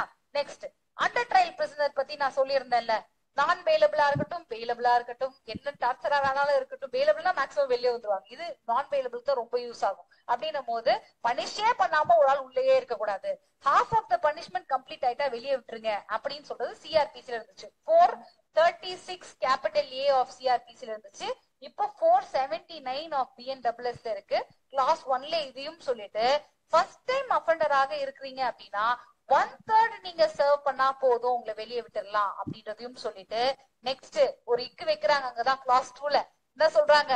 நீங்க மல்டிபிள் அஃபென்சஸ்க்கு வந்து போயிருக்கீங்க, மல்டிபிள் அஃபென்ஸ் கமிட் பண்ணிருக்கீங்கன்னா மேல இருக்கிற மாதிரி விடத்தாரு அப்படின்றதையும் சொல்லிடுவாங்க. ஓகேங்களா? அடுத்து இந்த மாதிரி உள்ள இருக்கவங்களுக்கு எல்லாம் வெளியே விடலாம் அப்படின்றது யார் பண்ணுவா? அவங்க அட்வொகேட் பண்ணுவாங்களா? அவங்க வீட்ல இருந்து மூவ் பண்ணுமா அப்படின்னு கேட்டா no, there is an obligation placed on the jail superintendent. இதெல்லாம் இல்லாதனாலதான் ஹுசைனரா காத்தூன்ல ரொம்ப வருஷமா உள்ள இருந்திருக்காங்க. சோ ஜெயில் சூப்பரிண்டென்ட்க்கு இந்த ஆப்ளிகேஷன் இருக்கு அப்படின்றதையும் முடிச்சிருப்பாங்க. நெக்ஸ்ட் நான் பெயிலபிள் அஃபென்ஸ், இது வந்து ரஃப். எஸ், இன்ட்ரீம் பெயில் அப்படின்றத பேசியிருந்தோம். ஆட் இன்ட்ரீம் பெயில் அப்படின்றத சொல்லியிருப்பாங்க. எக்ஸ்பிரஸ் ப்ரொவிஷன் கிடையாது அப்படின்னு சொல்லியிருந்தேன். நெக்ஸ்ட் இதுக்கான செக்ஷன்ஸ் என்னன்னு பாத்தீங்கன்னா, ஒன்னு ஆன்டிசிபேட்டரி பெயில், இன்னொன்னு ரெகுலர் பெயிலே ஃபைல் பண்றீங்கப்பா, அந்த பெயில் பெட்டிஷன் பெண்டிங்ல இருக்கும், அதுக்குள்ளேயே வந்து நம்ம அரெஸ்ட் பண்ணலாம் இல்லையா? அப்ப இன்ட்ரீம் பெயில் கேட்க முடியுமா? ரெகுலர் பெயில் பெட்டிஷன்ல இன்ட்ரீம் பெயில் கேட்க முடியுமா? ஆமா, அரெஸ்ட் பண்ணாதான் ரெகுலர் பெயில் உங்களுக்கு. இருந்தாலும் வெளியே இருக்க சிச்சுவேஷன் இருக்கும் உங்களுக்கு. ஓகேங்களா? சோ அந்த மாதிரி டைம்ல இன்ட்ரீம் பெயிலுக்கு இது क्वेश्चन நீங்க லேஸ்டா அப்புறமா ஆன்சர் பண்ணுங்க. லைக் எப்படின்னா, let me tell you, for regular bail interim bail apply பண்ண முடியுமா அப்படின்றதுக்கு இங்க என்ன சொல்றாங்கன்னா, அரெஸ்ட் பண்ணவங்களுக்கு தான் நீங்க பெயில் போடுவீங்க, அப்ப இன்ட்ரீம் பெயில்ற क्वेश्चन வராது அப்படின்னு இவங்க சொல்றாங்க. கரெக்ட் ஆன்சர் தான். வேற இன்ட்ரீம் பெயில் கான்செப்ட் இருக்கா? போட்டிருக்காங்க. Subject to condition madam. Sir இவங்க என்ன சொல்றாங்கன்னா ஃபர்ஸ்ட் அரெஸ்ட் பண்ணிடுவாங்கல்ல, அப்பதானே நம்ம பெயிலே போட முடியும். கரெக்ட்டுங்களா? ரெகுலர் பெயில்ன்றது அரெஸ்ட்ல இருக்கும் போது தானே போடவே முடியும். போடுவோம் கரெக்டா, வக்காலத்து போடாம. அதனால இன்ட்ரீம் பெயில் கான்செப்ட் வராது அப்படிங்கறாங்க. ரெகுலர் பெயில் பெண்டிங்ல இருக்கும்போது கொடுப்பாங்களா மேம்? கொடுப்பாங்க. So what is the reason? அப்ப இன்ட்ரீம் பெயில் போட முடியுமா அப்படிங்கிற क्वेश्चनக்கு சஷ்வந்த் சிங் வர்சஸ் ஸ்டேட்ல கண்டிப்பா இன்ட்ரீம் பெயில் நீங்க போடலாம், even for regular bail till the disposal of the bail application அப்படின்றது கொடுத்திருப்பாங்க. என்ன சிச்சுவேஷன்ஸ் அப்படின்றது உங்களுக்கு ஹோம்வொர்க், ஏன்னா லாஸ்டா நம்ம முடிக்க போறோம், அதனால அது மட்டும் உங்களுக்கு ஹோம்வொர்க். இந்த கேஸ்ல மட்டும் பாத்துக்கோங்க, கண்டிப்பா போட முடியும். சோ அதுதான் சஷ்வந்த் சிங் கேஸ்ல 2009ல வந்த கேஸ்ல. அடுத்து பாத்தீங்கன்னா பெயில் ஆஃப்டர் கன்விக்ஷன். சோ ஒரு கன்விக்ஷன் நடந்தது, இதுக்கப்புறம் நான் பெயில் போடலாமானா போடலாம். எதுக்கு? ஃபார் ஃபைலிங் கிரிமினல் அப்பீலுக்காக நான் போடலாம் அப்படின்னு சொல்றாங்க. இது 430 ஆஃப் BNSS இருக்கு. So pending appeal convicted person என்ன பண்ணலாம்னா அப்பெலட் கோர்ட் கிட்டயும் கேட்கலாம். அந்த அப்பெலட் கோர்ட் என்ன பண்ணும், ரீசன் ஃபார் ரீசன் ரைட்டிங் சொல்லிட்டு அது லைஃப் டெத் மோர் தென் 10 இல்ல அப்படின்னும் போது பிபி கிட்ட எல்லாம் மேக்ஸிமம் கேட்க தேவையில்லை. ஆனா லைஃப் டெத் மோர் தென் 10 இயர்ஸ்னா கண்டிப்பா பிபி கிட்ட கேட்டுட்டு கேன்சலேஷன் ஆஃப் பெயில் ஏதாவது ஃபைல் பண்றாங்களா அப்படின்றதையும் அவங்க கிட்ட கேட்டுட்டு என்ன சிச்சுவேஷன் பார்த்துட்டு தான் கொடுப்பாங்க. சோ அப்பெலட் கோர்ட்டுமே பெயில சஸ்பெண்ட் பண்ணலாம், ஹைகோர்ட்டுமே இதுல மேக்ஸிமம் பண்ணலாம். இதை தாண்டி எந்த கோர்ட் கன்விக்ட் பண்ணிச்சோ அது கொடுக்க முடியுமா ஆஃப்டர் கன்விக்ஷன்? எந்த மேஜிஸ்ட்ரேட் கோர்ட்ல இப்ப கன்விக்ட் பண்ணிடுறாங்கன்னு வச்சுக்கோங்க, அந்த மேஜிஸ்ட்ரேட் கோர்ட் கன்விக்ஷனுக்கு அப்புறம் பெயில் கொடுக்க முடியுமா அந்த அக்யூஸ்டுக்கு அப்படின்றது கிளாஸ் 3ல இருக்கு. இந்த கோர்ட் கன்விக்டட் என்ன ஆகுது, பர்சன் சாட்டிஸ்ஃபை பண்றாங்க, நான் அப்பீலுக்கு போக போறேன் சார், எனக்கு இன்டென்ஷன் இருக்கு அப்படின்னு சாட்டிஸ்ஃபை பண்றாங்க. பனிஷ்மெண்ட் என்ன இருக்கு, not more then maximum 3 years அப்படின்னா 3 இயர்ஸ்க்கும் கீழே அவங்க பனிஷ்மெண்ட் வாங்கியிருக்காங்க, அது ஒரு பெயிலபிள் அஃபென்ஸ் அப்படின்னும் போது அந்த கோர்ட்டே சஸ்பெண்ட் பண்ணிட்டு நீங்க அப்பீலுக்கு போகலாம்னு சொல்லலாம். சோ இது எங்க நடக்குது, 3 இயர்ஸ்னா நீங்க அதே கோர்ட்ல வாங்கிக்கலாம். அதுக்கும் மேலன்னும் போது after conviction you go to the appellate court. ஆனா ஆஃப்டர் கன்விக்ஷன் இந்த மாதிரி பெயில் கிடைக்குமான்னு கேட்டீங்கன்னா ரொம்ப rare. Okay, so that is the provision. இப்ப இன்னைக்கு கிளாஸ் அதுக்காக கிடையாது, மெயினா பெயில் பெட்டிஷன் ஃபைல் பண்றதுக்காக. சோ என்னென்ன ஃபில் பண்ணணும்னு நான் சொல்லிடுறேன். ஃபார்ம்ஸ் இருக்கிறவங்க கையில எடுத்துக்கோங்க, லஞ்ச் டைம்ல கூட நீங்க ஃபில் பண்ணிக்கோங்க. இப்போதைக்கு நான் எப்படி ஃபில் பண்ணணும் அப்படிங்கறத சொல்லிடுறேன். கான்செப்ட் உங்களுக்கு அது ஐடியா கிடைச்சதுல, பெயிலபிள் கீழே, நான் பெயிலபிள் எந்த செக்ஷனுக்கு கீழே, அப்புறம் ஏபி நம்ம இப்ப பார்க்க போறது கிடையாது, ஜெனரல் பெயில் பெட்டிஷன்ஸ் நம்ம இப்ப பார்ப்போம். ஓகேங்களா? சோ எடுத்த உடனே வக்காலத் நாமா கண்டிப்பா இருக்கும். எந்த சிச்சுவேஷன்ல வக்காலத் போடலாம், எந்த சிச்சுவேஷன்ல மெமோ ஆஃப் அப்பியரன்ஸ் போடலாம்ன்றது அப்புறம் பார்ப்போம். இப்ப வெறும் கிளரிக்கல் ஜாப் எப்படி ஃபில் பண்ண போறோம் அப்படின்றத பார்க்க போறோம். ஓகேங்களா? சோ வக்காலத் நாமான்ற ஹெட்டிங் மேலேயே இருக்கும், இல்லைன்னா போட்டுக்கோங்க. எந்த கோர்ட் அப்படின்றத நீங்க மென்ஷன் பண்ணணும், கிரைம் நம்பர் எதுல நீங்க போட போறீங்க அப்படின்றத சொல்லணும். அதே மாதிரி அக்யூஸ்டோட நேம் என்னது அப்படின்றத இங்க மென்ஷன் பண்ணிடுறீங்க. சே ஃபார் எக்ஸாம்பிள் அக்யூஸ்டோட பேர் எழுதிக்கோங்க, ஒரு மார்க் நேம் கொடுத்துரு, நீங்க ஃபில் பண்ணிட்டு வாங்க. இல்ல நீங்களே ஃபில் பண்ணிக்கிறீங்களா ஏதாவது ஒரு பேர், ஏதாவது ஒரு அட்ரஸ். ஓகேங்களா? இது யாருக்கு எகென்ஸ்டா போடுவோம்னா இன்ஸ்பெக்டருக்கு எகென்ஸ்டா தான். he is representing the state, so representing the state by the inspector அப்படின்ற மாதிரி போடுவோம். இல்ல ஸ்டேட் represented by inspector அப்படின்னு போடலாம். எந்த police station, P5 police station, M12 police station அப்படின்ற மாதிரி மென்ஷன் பண்ணிட்டு கம்ப்ளைனன்ட் அவங்க தான் என்ன சொல்லுவாங்கன்னா கம்ப்ளைனன்ட் போலீஸ் அப்படின்னு சொல்லி சொல்லுவாங்க. ஓகேங்களா? So complainant. நெக்ஸ்ட் வக்காலத் நாமா அப்படின்ற பேரை போட்டுட்டு அடுத்து ஐ வரதன் அவங்க பேர் என்னவோ do hereby appoint, யார் நம்ம அட்வொகேட் பேரோ அந்த அட்வொகேட் பேர் போட்டுட்டு to appear on behalf of me, plead on behalf of me, எல்லா ப்ரொசீடிங் சர்வீஸ் ஆஃப் நோட்டீஸ் எல்லாமே அவங்க தான் பண்ணுவாங்க அப்படின்றத போட்டுட்டு இங்க யார் இத சொல்றா, எனக்காக இவங்க அப்பியர் ஆவாங்கன்னு யார் இங்க சொல்றா, அக்யூஸ்ட். சோ அக்யூஸ்டோட சிக்னேச்சர் இங்க இருக்கணும். இல்லனா LTIன்னு சொல்லுவாங்க. LTIன்னா என்னது, லெஃப்ட் இம்ப்ரெஷனுமே நீங்க அங்க கொடுக்கலாம். இந்த இடத்துல to be attested by the jailer போட்டிருக்கேன். சோ ஜெயில இருக்காங்க அப்படின்னா இப்ப யூஸ்வலி ஒரு வக்காலத் நாமால ஏதாவது ஒரு அட்வொகேட் அட்டஸ்ட் பண்ணுவாங்க. யாரா இருக்கணும்னா கவுன்சில் ஆன் ரெக்கார்ட் இருக்க கூடாது, வேற யாரையாவது நம்ம கூப்பிட்டு வந்து அட்டஸ்ட் பண்ண சொல்லுவோம். ஓகேங்களா?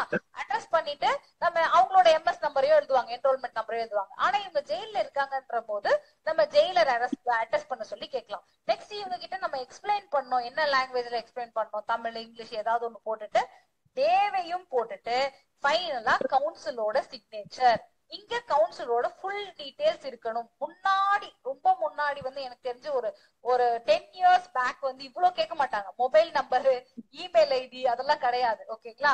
ஆனா இப்ப என்ரோல்மெண்ட் நம்பர் ஆனா மென்ஷன் பண்ணுவோம். இப்ப enrolment number, mobile number, email ID, நம்மளோட கிளியரான நேம் எல்லாத்தையுமே இங்க மென்ஷன் பண்ணிட்டு இந்த side details of the parties, civil நம்ம போடலான்றதுனால டீடைல்ஸ் ஆஃப் த பார்ட்டிஸ் இங்க கொடுத்துருப்பாங்க. இங்க நீங்க ஃபில் பண்ணிடுவீங்க. இப்ப முக்கியமான விஷயம் ஸ்டாம்பிங். ஸ்டாம்பிங் முன்னாடி கம்மியா இருந்துச்சு. சொல்லுங்க சுகன்யா, ஏதாவது டவுட் இருக்கா? ஓகே, மேபி மியூட்ல வச்சிருங்க. டவுட் இருந்தா மட்டும் அன்மியூட் பண்ணி கேளுங்க. மேபி என்ன பேசுறாங்கன்னு தெரியல. ஓகே, ரவி சார் மியூட்ல வச்சிருங்க. Okay, done. So advocate welfare stamp வந்து 120 ரூபீஸ்க்கு ஒட்டணும்னு சொல்லியிருக்காங்க. அட்வொகேட் கிளர்க் ஸ்டாம்ப் வந்து 25 ரூபீஸ்க்கு ஒட்டணும். கோர்ட் ஃபீஸ் ஸ்டாம்ப் வந்து 10 ரூபீஸ்க்கு ஒட்டினா போதும் அப்படின்னு சொல்லிருக்காங்க. கோர்ட் ஃபீஸ் அதே தான் இருக்கு. ஓகேங்களா?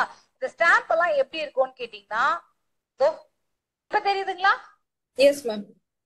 இது வந்து வெல்ஃபேர் ஸ்டாம்ப்னு சொல்லுவோம். இதுதான் எக்கச்சக்கமா இன்க்ரீஸ் பண்ணிட்டாங்க 120 ரூபீஸ்க்கு. ஓகேங்களா? இதுக்கப்புறம் பாத்தீங்கன்னா இதான் கோர்ட் ஃபீஸ் ஸ்டாம்ப் 10 ரூபீஸ்க்கு. ஈவன் ஆர்டிஐ அப்ளிகேஷன் நீங்க அமிச்சா கூட கோர்ட் ஃபீஸ் ஸ்டாம்பை ஒட்டி நீங்க அமிச்சிடலாம். ஓகே, அடுத்து பாத்தீங்கன்னா இது வந்து கிளர்க் ஸ்டாம்ப். ஓகேங்களா? 25 ரூபீஸ்க்கு கிளர்க் ஸ்டாம்ப். இது எஸ் 20 ரூபீஸ்க்கு கிளர்க் ஸ்டாம்ப். இது நீங்க வக்காலத் நாமாலையும் ஓட்டணும், மெமோ ஆஃப் அப்பியரன்ஸ் போட்டீங்கனாலும் இதே ஸ்டாம்ப் தான் நீங்க ஓட்டுவீங்க. ஓகே, மெமோ ஆஃப் அப்பியரன்ஸ் அடுத்து நம்ம பார்க்க போறோம், அதை எப்படி ஃபில் பண்ண போறோம்ன்றது. ஓகே, சோ இதுதான் வக்காலத். சோ வக்காலத்தை எப்படி ஃபில் பண்றது, ஏதாவது டவுட் இருக்கா? சிம்பிள் தானே. ஒரு பேங்க்குக்கு போனா ஃபார்ம் ஃபில் பண்றோம்ல, அது சிம்பிளா இருக்காது. எக்கச்சக்கமா இந்த கலர் செல்லான அந்த கலர் எனக்கு புரியாது. ஓகேங்களா? ரொம்ப கஷ்டம். ஆனா ஜஸ்ட் ஒரு லீவ் லெட்டர் நம்ம வச்சு போல டைரியில அதை எப்படி ஃபில் பண்ணுவோம், அவ்வளவுதான். அதுவும் எக்ஸாக்டா சொல்ல போனா 317 பெட்டிஷன்ல exactly leave letter. Okay, so next பாத்தீங்கன்னா இது கண்டிப்பா ஒரு டாக்கெட் இருக்கும். அந்த டாக்கெட்ல நீங்க ஃபுல்லா எல்லா பேர் இந்த வரத உங்களோட டேட் ஃபுல்லா சொல்லணும்னு அவசியம் இல்ல. ஷார்ட் காஸ்ட் டைட்டிலே நீங்க கொடுத்துக்கலாம். சோ பார்ட்டி இதை எழுதிடுவீங்க. மேல வந்து எந்த கோர்ட்டு, எந்த கிரைம் நம்பர் அப்படின்றத எழுதிட்டு நெக்ஸ்ட் இந்த மாதிரி பார்ட்டிஸ் நேம் எழுதிட்டு வக்காலத் நாமால கீழே கண்டிப்பா கவுன்சில் பேரு, அவங்களோட எம்எஸ் நம்பர், என்ரோல்மெண்ட் நம்பரு, அதுக்கப்புறமா நான் போன் நம்பர், இமெயில் ஐடியும் இப்ப போடுறாங்க, வேணும்னா போட்டுறாங்க. ஓகே, அடுத்து பாத்தீங்கன்னா பெட்டிஷன். சோ எப்பயுமே வக்காலத்தோட சேர்ந்து எதுக்கு நம்ம அப்பியர் ஆகுறோம் அப்படின்றதுக்கு பெயில் பெட்டிஷன் வைக்கணும். பெயில் பெட்டிஷன் எடுத்துக்கோங்க எல்லாருமே ஆஃப்லைன்ல. எஸ், எடுத்துக்கோங்க. சோ இதுல வந்து என்ன கோர்ட் அப்படின்றத மென்ஷன் பண்றீங்க, எம்பி நம்பர் என்னது, இன் எஃப்ஐஆர் நம்பர், ஏன்னா நமக்கு இது எஃப்ஐஆர் நம்பர் தானே இருக்கு. சோ அதனால எஃப்ஐஆர் நம்பர்ல என்னது, எக்மோர் கோர்ட் எந்த கோர்ட்ன்றத மென்ஷன் பண்ணிட்டு இதெல்லாம் ஃபில் பண்ணிடுவீங்க. அடுத்து யார் நம்மளோட பெட்டிஷனர், இங்க அக்யூஸ்ட் தானே பெட்டிஷனர், கரெக்டா? சோ அக்யூஸ்ட் பெட்டிஷனர் பார் அக்யூஸ்ட் நீங்க போடலாம். ஏன்னா ஃபர்ஸ்ட் இந்த எம்பில நீங்க பெட்டிஷனரு, ஆனா எஃப்ஐஆர்ல நீங்க யாரு, அக்யூஸ்ட். சோ பெட்டிஷனர் பார் அக்யூஸ்ட்ன்றத நீங்க போடலாம். சோ கே வரதன்னு அவங்களோட அட்ரஸ் எல்லாத்தையுமே ஃபுல்லா போட்டுட்டு state represented by inspector, police station என்ன போலீஸ் ஸ்டேஷன் அதெல்லாம் அங்கேயே இருக்கும். நீங்க just fill in the blanks மட்டும் ஃபில் பண்ணிட்டு இவர் யாரு, ரெஸ்பாண்டன்ட் பெட்டிஷனர்ல பார் கம்ப்ளைனன்ட் போலீஸ். சோ அதனால கம்ப்ளைனன்ட் அப்படின்றத மென்ஷன் பண்ணிடுவீங்க.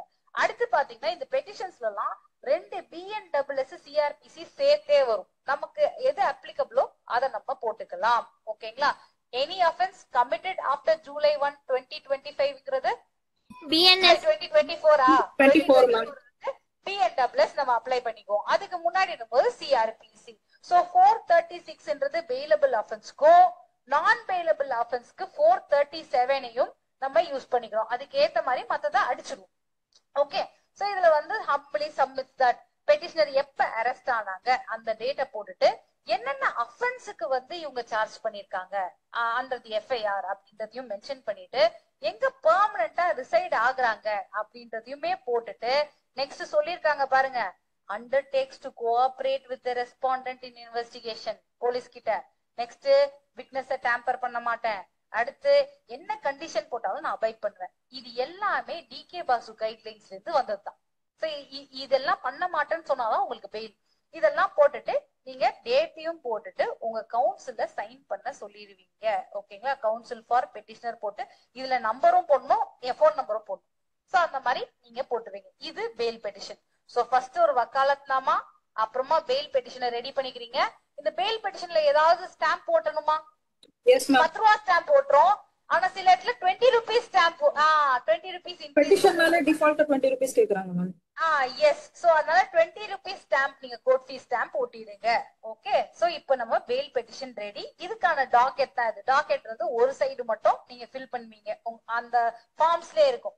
சோ டாக்கெட்டை ஃபில் பண்ணி ஃபைனலா இந்த மாதிரி முடிச்சிருவீங்க. பார் அசோசியேஷனை மென்ஷன் பண்றாங்க டாக்கெட்ஸ்ல எல்லாம். எக்மோர் பார் அசோசியேஷனா, ஹைகோர்ட் எம்பிஏல இருக்கீங்களா, மெட்ராஸ் பார் அசோசியேஷனா அப்படிங்கறதையும் நீங்க போடலாம் இருந்தோம்னா. அடுத்து பாத்தீங்கன்னா மெமோ ஆஃப் அப்பியரன்ஸ். ஒண்ணு வக்காலத்து போடணும், இல்ல மெமோ ஆஃப் அப்பியரன்ஸ் போடணும். எப்ப இது ரெண்டும் போடுறதுன்னு அடுத்து பார்க்கலாம். இப்ப நம்ம வெறும் ஃபில்லிங் கிளரிக்கல் ஒர்க் தான் நம்ம பாக்குறோம். ஓகே. சோ அதே மாதிரி கோர்ட் நேம், அதே ஸ்டாம்ப் தான், வெறும் டப்பா தான் போட்டிருக்கேன். நீங்க தான் ஸ்டாம்போட அமௌண்ட் சொல்லணும். 120 rupees என்னது? வெல்ஃபேர் ஸ்டாம்ப், அட்வொகேட் வெல்ஃபேர், நம்ம வெல்ஃபேர்க்காக தான் அந்த ஸ்டாம்ப். ஓகே. தென் அடுத்தது பாத்தீங்கன்னா கிளர்க் வெல்ஃபேர் ஸ்டாம்ப். எஸ். அது எவ்வளவு? கிளர்க் எவ்வளவு? 20. Court fee 10.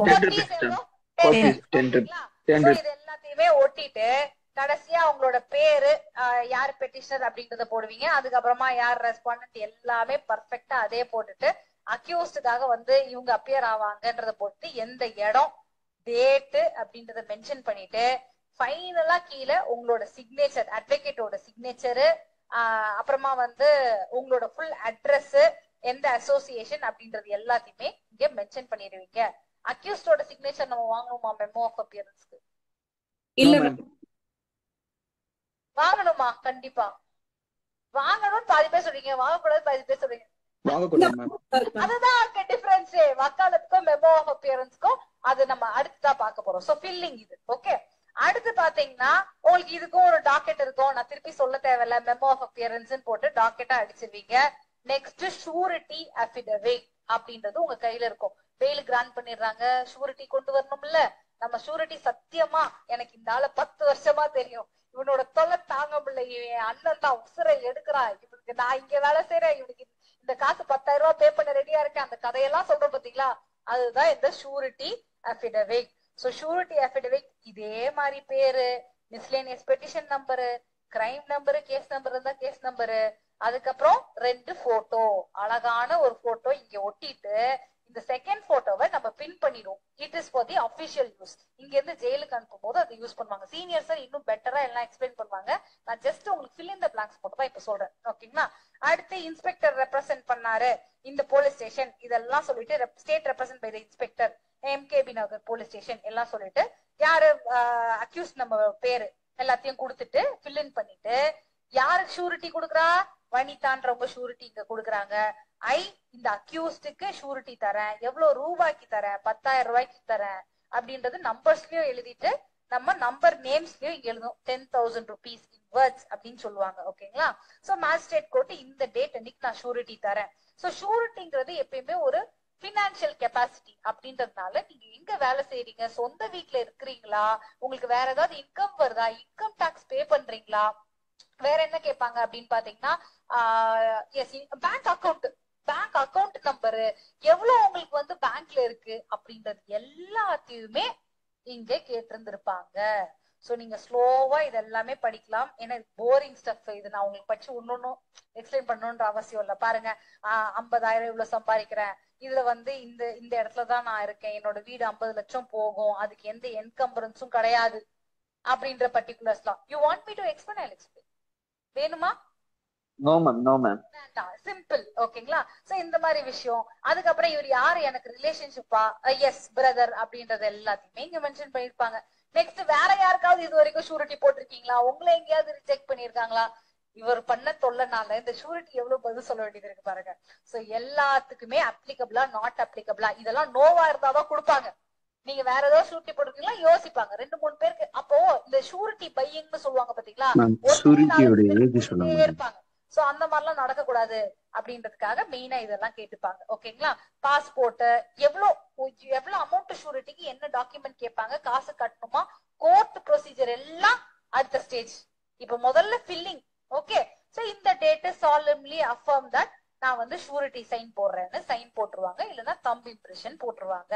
யாருக்கு முன்னாடி? கவுன்சில் முன்னாடி போடுவாங்க. சோ கவுன்சில் சிக்னேச்சர் எல்லாமே இங்க வாங்கிக்கலாம். அடுத்து பாத்தீங்கன்னா memo of surety. Apart from affidavit we will put a memo. Okay, இந்த மெமோ சேம் மேல இருக்க ஹெட்டிங், அதுக்கப்புறமா இந்த மிஸ்லேனியஸ் நம்பரு, கிரிமினல் நம்பரு, யாரு இன்ஸ்பெக்டர் ஆஃப் போலீஸ் வந்து ரெப்ரசென்ட் பண்ணி இவளோட ஃபைல்ல தான் இருக்கு. இங்க எப்பயுமே நீங்க பாத்தீங்கன்னா மேல நம்ம அக்யூஸ்ட் பேரை போட்டுட்டு வர்சஸ் போலீஸ் ஸ்டேஷன் போடுவோம். அது இங்க இருக்கு, வர்சஸ் போலீஸ் ஸ்டேஷன் இங்க இருக்கு, கரெக்டா இருக்கு. ஆனா அதுக்கு முன்னாடி எப்பயுமே ஷூரிட்டில யார் ஃபைல்ல இருக்கு அப்படின்றதான் இங்க மென்ஷன் பண்றோம். அதுக்கப்புறமா தான் உங்களுக்கு காஸ்ட் டைட்டில் வருது. ஓகேங்களா, அதை பாத்துக்கணும் நீங்க. அதுக்கப்புறம் இவ்வளவு ரூபாய் நான் தரேன் மேல சொன்னதே இங்க ஷார்ட் ஃபார்ம்ல இங்க போறதுதான் மெமோ ஆஃப் ஷூரிட்டிஸ். எத்தனை ஷூரிட்டி இருக்காங்க, அவங்களோட பேர் என்னது, என்ன ஒரு அரேஞ்ச்மெண்ட், அதுதான் உங்களுக்கு மெமோ ஆஃப் ஷூரிட்டிஸ். அதுக்குமே ஒரு டாக்கெட் இருக்கும். So concept wise, how you fill all the forms பார்த்தாச்சு. ஃபார்மை ஃபில் பண்ணியாச்சு. எந்தெந்த ஸ்டேஜ்ல கோர்ட்டுக்கு போய் நீங்க எப்படி எல்லாம் கேட்கணும். பெயில்ல ஆர்குமெண்ட் இருக்குமான்னு கேட்டா நோ ஆர்குமெண்ட் இன் பெயில், கண்டிப்பா இருக்காது மேக்ஸிமம். ஓகேங்களா, ஆனா எப்படி ஒரு கோர்ட் ப்ரொசீஜர் போகும் அப்படின்றது உங்களுக்கு next set of class. Okay, ஒரு ஐடியா கிடைக்குதா பெயில பத்தி? we'll go for a break. ஒரு 15 minutes break. 12:30க்கு வந்துடலாமா? 12:30 to 1. Ma'am bail bond. Bail bond எப்ப வரும்? பெயில் பாண்ட் இருக்கு. ப்ரொசீஜர் பார்த்துட்டு அதை பத்தி நான் சொல்லிடவா? ஓகே ஓகே, கரெக்டா தான் கேக்குறாங்க சுகன்யா. அதே மாதிரி ஆஃப்டர் கன்விக்ஷன் பெயிலும் எடுத்து வந்திருக்கேன்.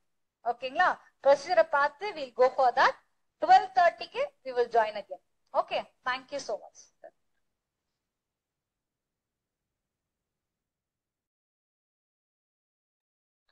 ஓகே, நம்ம கிளாஸ் ரீஸ்டார்ட் பண்ணுவோம். எந்த குரூப்ல நீங்க இருக்கீங்களோ உங்க கிளாஸ் ரீஸ்டார்ட் மட்டும் போட்டுருங்க, கைண்ட் ரெக்வெஸ்ட். சோ இப்ப வந்து நீங்க பிராக்டிகல் செஷன் ஆக்சுவலி இப்ப ஸ்டார்ட் பண்ணோம். ஒரு 2 minutes பாரோ பண்ணிக்கிறேன். ஏன்னா பெயிலபிளோட நோட்ஸ் காணும்னு சொன்னேன் பாத்தீங்களா, அது அடுத்த பேஜ்லயே தான் இருக்கு. இப்ப போட்டோ எடுத்து வந்துட்டேன்.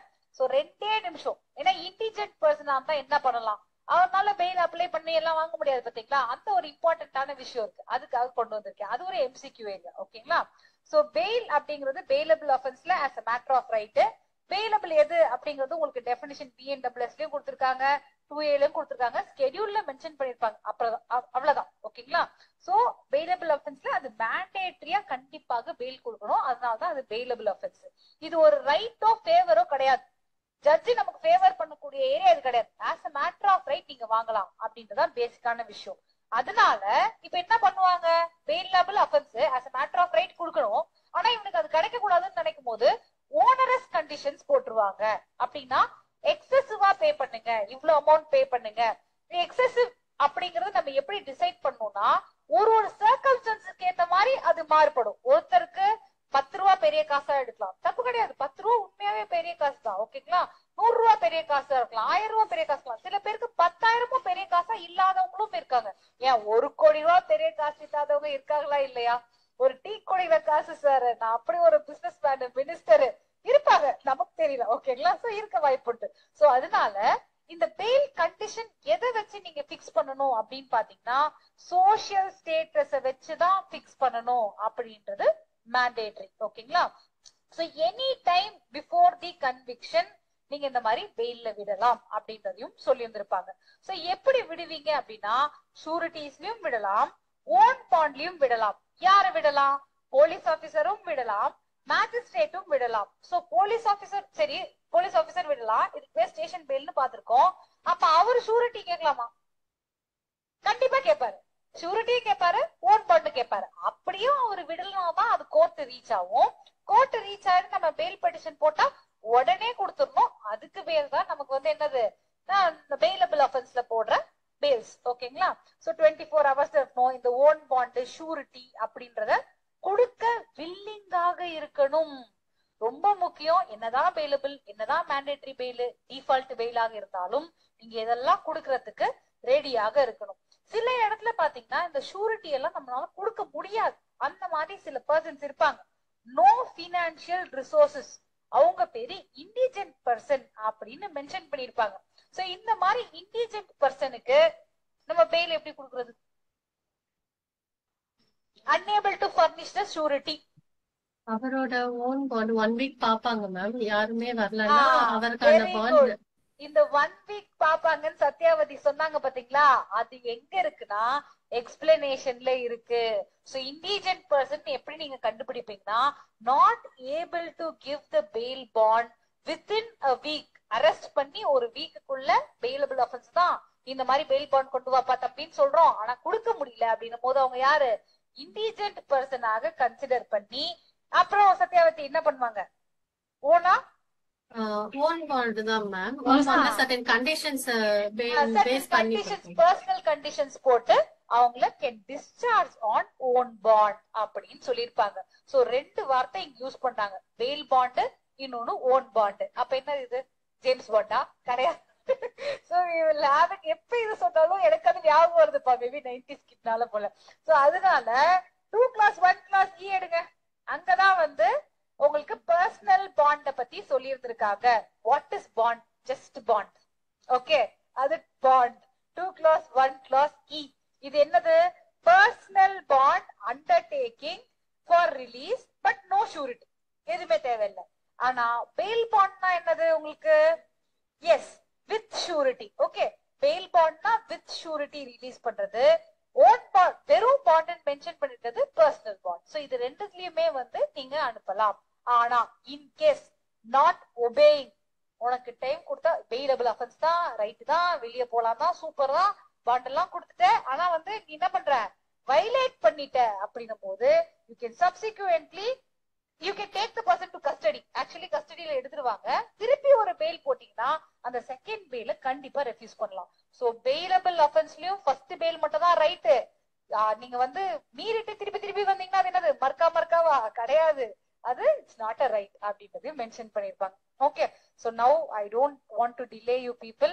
இப்ப ஒரு கிளைண்ட் வராங்க, அவங்க கிட்ட நீங்க பெயில்னா என்னென்ன மேட்டர்ஸ் கேட்கணும், அது எப்படி கோர்ட்டுக்கு போகும், கோர்ட்டுக்கு எடுத்தோன்னா நீங்க எப்படி ஒரு கிரிமினல் கோர்ட்ல ஃபைல் பண்ணுவீங்க? எல்லாமே சிம்பிள் தான். நம்ம சிவில் தான் ரொம்ப கஷ்டப்படணும், கிரிமினல் சிம்பிள் தான். சோ ஒரு கோர்ட்ல என்னென்ன நடக்கும், என்னென்ன ஸ்டேஜஸ், என்னெல்லாம் பண்ணுவீங்க, வெளியே கூட்டிட்டு வர வரைக்கும் என்ன பண்ணணும் அப்படின்றத அடுத்து பார்க்க போறோம். சோ எல்லாரும் ரெடியா?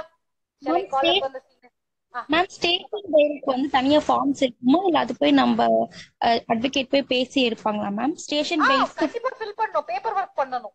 ஓகேங்களா? சும்மா சொல்லி கூட்டிட்டு வர்றது கச்ச பஞ்சாயத்து. ஓகேங்களா? அது ஸ்டேஷன் பெயில் கிடையாது.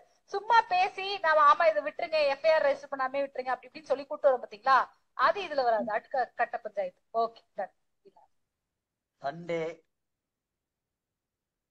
நிறைய பேர் வரமாட்டீங்கன்னு நினைச்சேன், ஆனா ஆன்லைன்ல நிறைய பேர் வந்திருக்கீங்க. உண்மையிலே ரொம்ப இன்ட்ரெஸ்டட் ஒன். ஆன்லைன்ல உள்ள ஸ்டூடெண்ட்ஸ் கேக்குதுங்களா? ஆடிபிளா இருக்குதுங்களா? Very nice. ஸ்ட்ரைட்டா சப்ஜெக்ட்டுக்கு வந்துருவோம். நீங்க அட்வொகேட்ஸ், உங்ககிட்ட ஒருத்தவங்க வராங்க, இந்த மாதிரி ஜெயில இருக்கிறாங்க, என்னுடைய ஹஸ்பண்ட், அவங்கள எனக்கு பெயில் எடுக்கணும் அப்படின்னு வந்தாக்கா, இந்த கிளாஸ் முடிஞ்ச உடனே எஸ் என்னால அதை கம்ப்ளீட்டா A to Z பண்ணி வெளியே எடுக்க முடியுன்ற ஒரு நம்பிக்கைய உங்களுக்கு கொடுக்கணும். அது அப்படி கொடுத்தா என்னுடைய கிளாஸ் சக்சஸ். ஓகேங்களா? நீங்க கொஞ்சம் கேர்ஃபுல்லா கவனிக்கணும். ஏற்கனவே பிராக்டிஸ் உங்களுக்கு தெரியும், இல்லாதவங்களும் கொஞ்சம் கேர்ஃபுல்லா பார்த்துங்க. இப்போ நீங்க முதல்ல ஒரு கிளைண்ட் வராங்க, உள்ளுக்கு இருக்கிறாங்க, அதாவது என்னுடைய ஹஸ்பண்ட் இருக்காங்க, அவங்களுக்கு பெயில் எடுக்கணும்னு வராங்க. நீங்க என்ன செய்வீங்க முதல்ல ஸ்ட்ரைட்டாவே அப்படின்னு பாத்தீங்கன்னா, அரெஸ்ட் பண்ணி, போலீஸ்காரங்க அரெஸ்ட் பண்ணி ஜுடிஷியல் ரிமாண்டுக்காக கொண்டு வருவாங்க. கொண்டு வரும்போது கோர்ட்ல என்ன நடக்கும் அப்படின்னா, அக்யூஸ்ட் வந்துருவாங்க. அக்யூஸ்ட் வந்து நிற்கும் போதே இந்தாங்க பெயில் பெட்டிஷன் அப்படின்னு நீங்க போட முடியுமா அப்படின்னா முடியாது. பெயில்ன்றது எப்ப வரும் அப்படின்னா, ரிமாண்டுன்னு ஒண்ணு இருந்தாதான் பெயில்னு ஒண்ணு வரும், நல்லா தெரிஞ்சுக்கணும். அதன் பிறகு வந்து ரிமாண்டுனாக்கா அரெஸ்ட்னு ஒண்ணு இருந்தாதான் ரிமாண்டுன்னு ஒண்ணு வரும். ஸோ ஃபர்ஸ்ட் அரெஸ்ட், அப்புறம் ரிமாண்ட்ன்றது உங்களுக்கு நல்லா தெரியும், வேற ஒண்ணும் இல்ல. Transforms the accused from police custody to judicial custody. Police custody judicial custody ஒப்படைச்சிடணும், அதுக்கு பேர் ரிமாண்ட். உள்ளுக்கு வந்த பிறகு நம்ம ஜுடிஷியல் கஸ்டடி கோர்ட் கஸ்டடிக்கு வந்த பிறகு நம்ம பெயில் போடணும். ஆல்ரைட். அப்ப என்ன செய்வாங்க, கோர்ட்ல வந்து அக்யூஸ் பண்ண உடனே அவங்க அரெஸ்ட் பண்ணதுக்கு மெமோ போலீஸ் ஒரு சில ஃபார்மேட்லாம் வச்சிருப்பாங்க. ஏன் அரெஸ்ட் பண்ணோம், எதுக்கு, என்ன எஃப்ஐஆர் எல்லாம் வச்சிருப்பாங்க. அதை ஃபைல் பண்ண உடனே எஸ் அரெஸ்ட் பண்ண ரிமாண்ட் ஃபார் 15 days அப்படின்னு ஜட்ஜி சொல்லுவாங்க. சொன்ன பிறகுதான் நம்ம இந்த பெயில் அப்ளிகேஷன் பண்ணுவோம். பெயில் அப்ளிகேஷன் என்னென்ன இருக்கும் அப்படின்னா, யூஸ்வலா ஜெயில் உள்ளுக்கு ஒருத்தன் இருக்கான் அப்படின்னா மெமோ ஆஃப் அப்பியரன்ஸ் மெமோ போடுவாங்க. அது ஏற்கனவே மேம் ஃபுல்லா கம்ப்ளீட்டா அதனுடைய எக்ஸ்பிளனேஷன் பிசிக்கலா சொல்லியிருப்பாங்க. இதான் மெமோ ஆஃப் அப்பியரன்ஸ், இதை போடணும். இதோட சேர்த்து ஐடி வைக்கணும், அட்வொகேட்னுடைய ஐடி வைக்கணும். Very very important. ID xerox copy வச்சுட்டு அந்த பக்கத்துல கீழே நாங்க ட்ரூ காப்பின்னு சொல்லிட்டு செல்ஃப் அட்டஸ்ட் நம்மளே பண்ணிக்கலாம். இது யூஸ்வலா நாங்க என்ன கோர்ட்ல பண்றதை நான் பண்ணிட்டு இருக்கோன்றதான் சொல்ல வரோம். ஐடிக்கு அப்புறம் பெயில் பெட்டிஷன். பெயில் பெட்டிஷன் பாருங்க, இதான் பெயில் பெட்டிஷன். இது 3 மட்டுமே இருந்தால் போதும், நீங்க கொடுத்துடலாம். இதுல ஒரு சின்ன ஒரு விஷயம் சொல்ற பாருங்க. ஒவ்வொன்றிலும் கோர்ட் ஃபீஸ் எவ்வளவு ஒட்டுறது மெமோல உங்களுக்கு ஏற்கனவே சொல்லியிருப்பாங்க, நான் ரிப்பீட் பண்ண தேவையில்லை. ஐடியில தேவையில்லை, தெரியும். பெயில் பெட்டிஷன்ல ஒட்டணுமா வேண்டாமா? ஆன்லைன்ல உள்ள ஸ்டூடெண்ட்ஸும் சொல்லலாம். சார் ஜெயில இருந்தா கோர்ட் ஃபீ தேவையில்லை சார். எக்ஸாக்ட்லி. பேரு, உங்க பேரு? முருகேசன் சார். முருகேசன். எங்க பிராக்டிஸ் பண்றீங்க? நான் Madurai high court sir. Very nice, very nice. Good. Jail உள்ளுக்கு இருந்தா ஒட்ட தேவையில்ல பெயில் அப்ளிகேஷன்ல. ஜெயிலுக்கு வெளியே இருந்தா ஒட்டலாமா?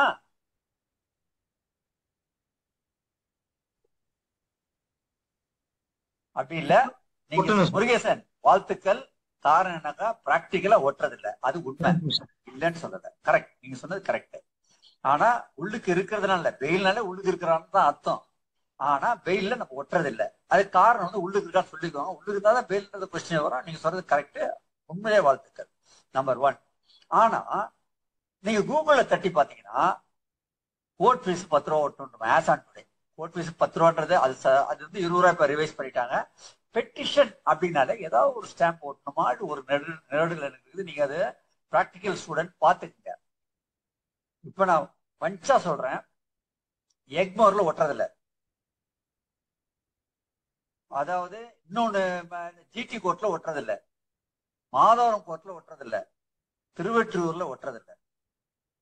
நம்ம முருகேசன் சொன்னது மாதிரி பிராக்டிக்கல் அது கரெக்ட். இதுதான் ப்ரொசீஜர். ஒட்டுறதே இல்லை நாங்க, உண்மை. அது காரணம் சொன்னா ஜெயில் இருக்காருன்னு, அது ஒரு காரணமா இருக்கும். ஆனா எனக்கு என்ன டவுட்னா, இது நீங்க ரிசர்ச் பண்ணி போகணும். ஏன்னாக்கா உங்களுடைய எக்ஸாம் பேப்பரோட கேட்கலாம், இல்ல உங்க இன்டர்வியூட கேட்கலாம். ஆன்லைன்ல கூகுள்ல பாத்தீங்கன்னா 10 ரூபான்னு இருக்கும் பெயில் பெட்டிஷன். ஆனா இப்ப 20 ரூபான்னு ரிவைஸ் பண்ணிட்டான். எந்த ஜிஓல இல்ல எந்த ஆர்ஓசில எந்த கிரிமினல் ரூல்ஸ் பிராக்டிஸ்ல இந்த எக்ஸாம் பண்ணிருக்காங்களா இல்லையா, இல்ல எக்ஸாம் பண்ணலனாக்கா 20 ரூபான்னு யார் எங்க பிரிஸ்கிரைப் பண்ணிருக்காங்க, அந்த you go to the basic structure of the rule, you find out. ஏன் இதனா இப்பயே நான் சொல்லிடுவேன், நெக்ஸ்ட் கிளாஸ் சொல்றேன். நீங்க கொஞ்சம் ஒர்க் அவுட் பண்ணணுன்றது எல்லாமே நான் சொல்லிட்டு இருக்க கூடாது. நீங்க இந்த உலகத்துக்கு ப்ராக்டிக்கலா வரணுன்றதுக்காக தான் இது. This air is left to you now, which will be answered next class. ஓகேங்களா? ரைட். என்ன சப்ஜெக்ட்னா, பெயில் பெட்டிஷன்ல பிராக்டிக்கலா சில இடத்துல ஒட்டுறாங்க, சில இடத்துல ஒட்டுறதில்லை. ஒட்டணுமா வேண்டாமா? ஸோ இது ஒட்டணும். கோர்ட் ஃபீஸ் வந்து ஒட்டணுமா இல்லையான்றது எந்த ஆர்ஓசில இல்ல எந்த ரூல்ஸ் ஆஃப் பிராக்டிஸ்ல எந்த இதுல எதுல சொல்லியிருக்காங்கன்றது நம்மளுக்கு வந்து என்ன சொல்றேன்னா, சட்டத்துடைய பேஸ் எனக்கு நெக்ஸ்ட் கிளாஸ்ல நீங்க சொல்றீங்க, இல்லைன்னா நான் சொல்றேன். ஈவினிங் டிஸ்கஸ் பண்ணா ஈவினிங்ல நாங்களே ஆன்சர் கூட போடுறோம். ஏன்னா இது பிராக்டிக்கலா ஒரு பெரிய டிபேட்டா இருக்கு. அதான் சொல்றேன்.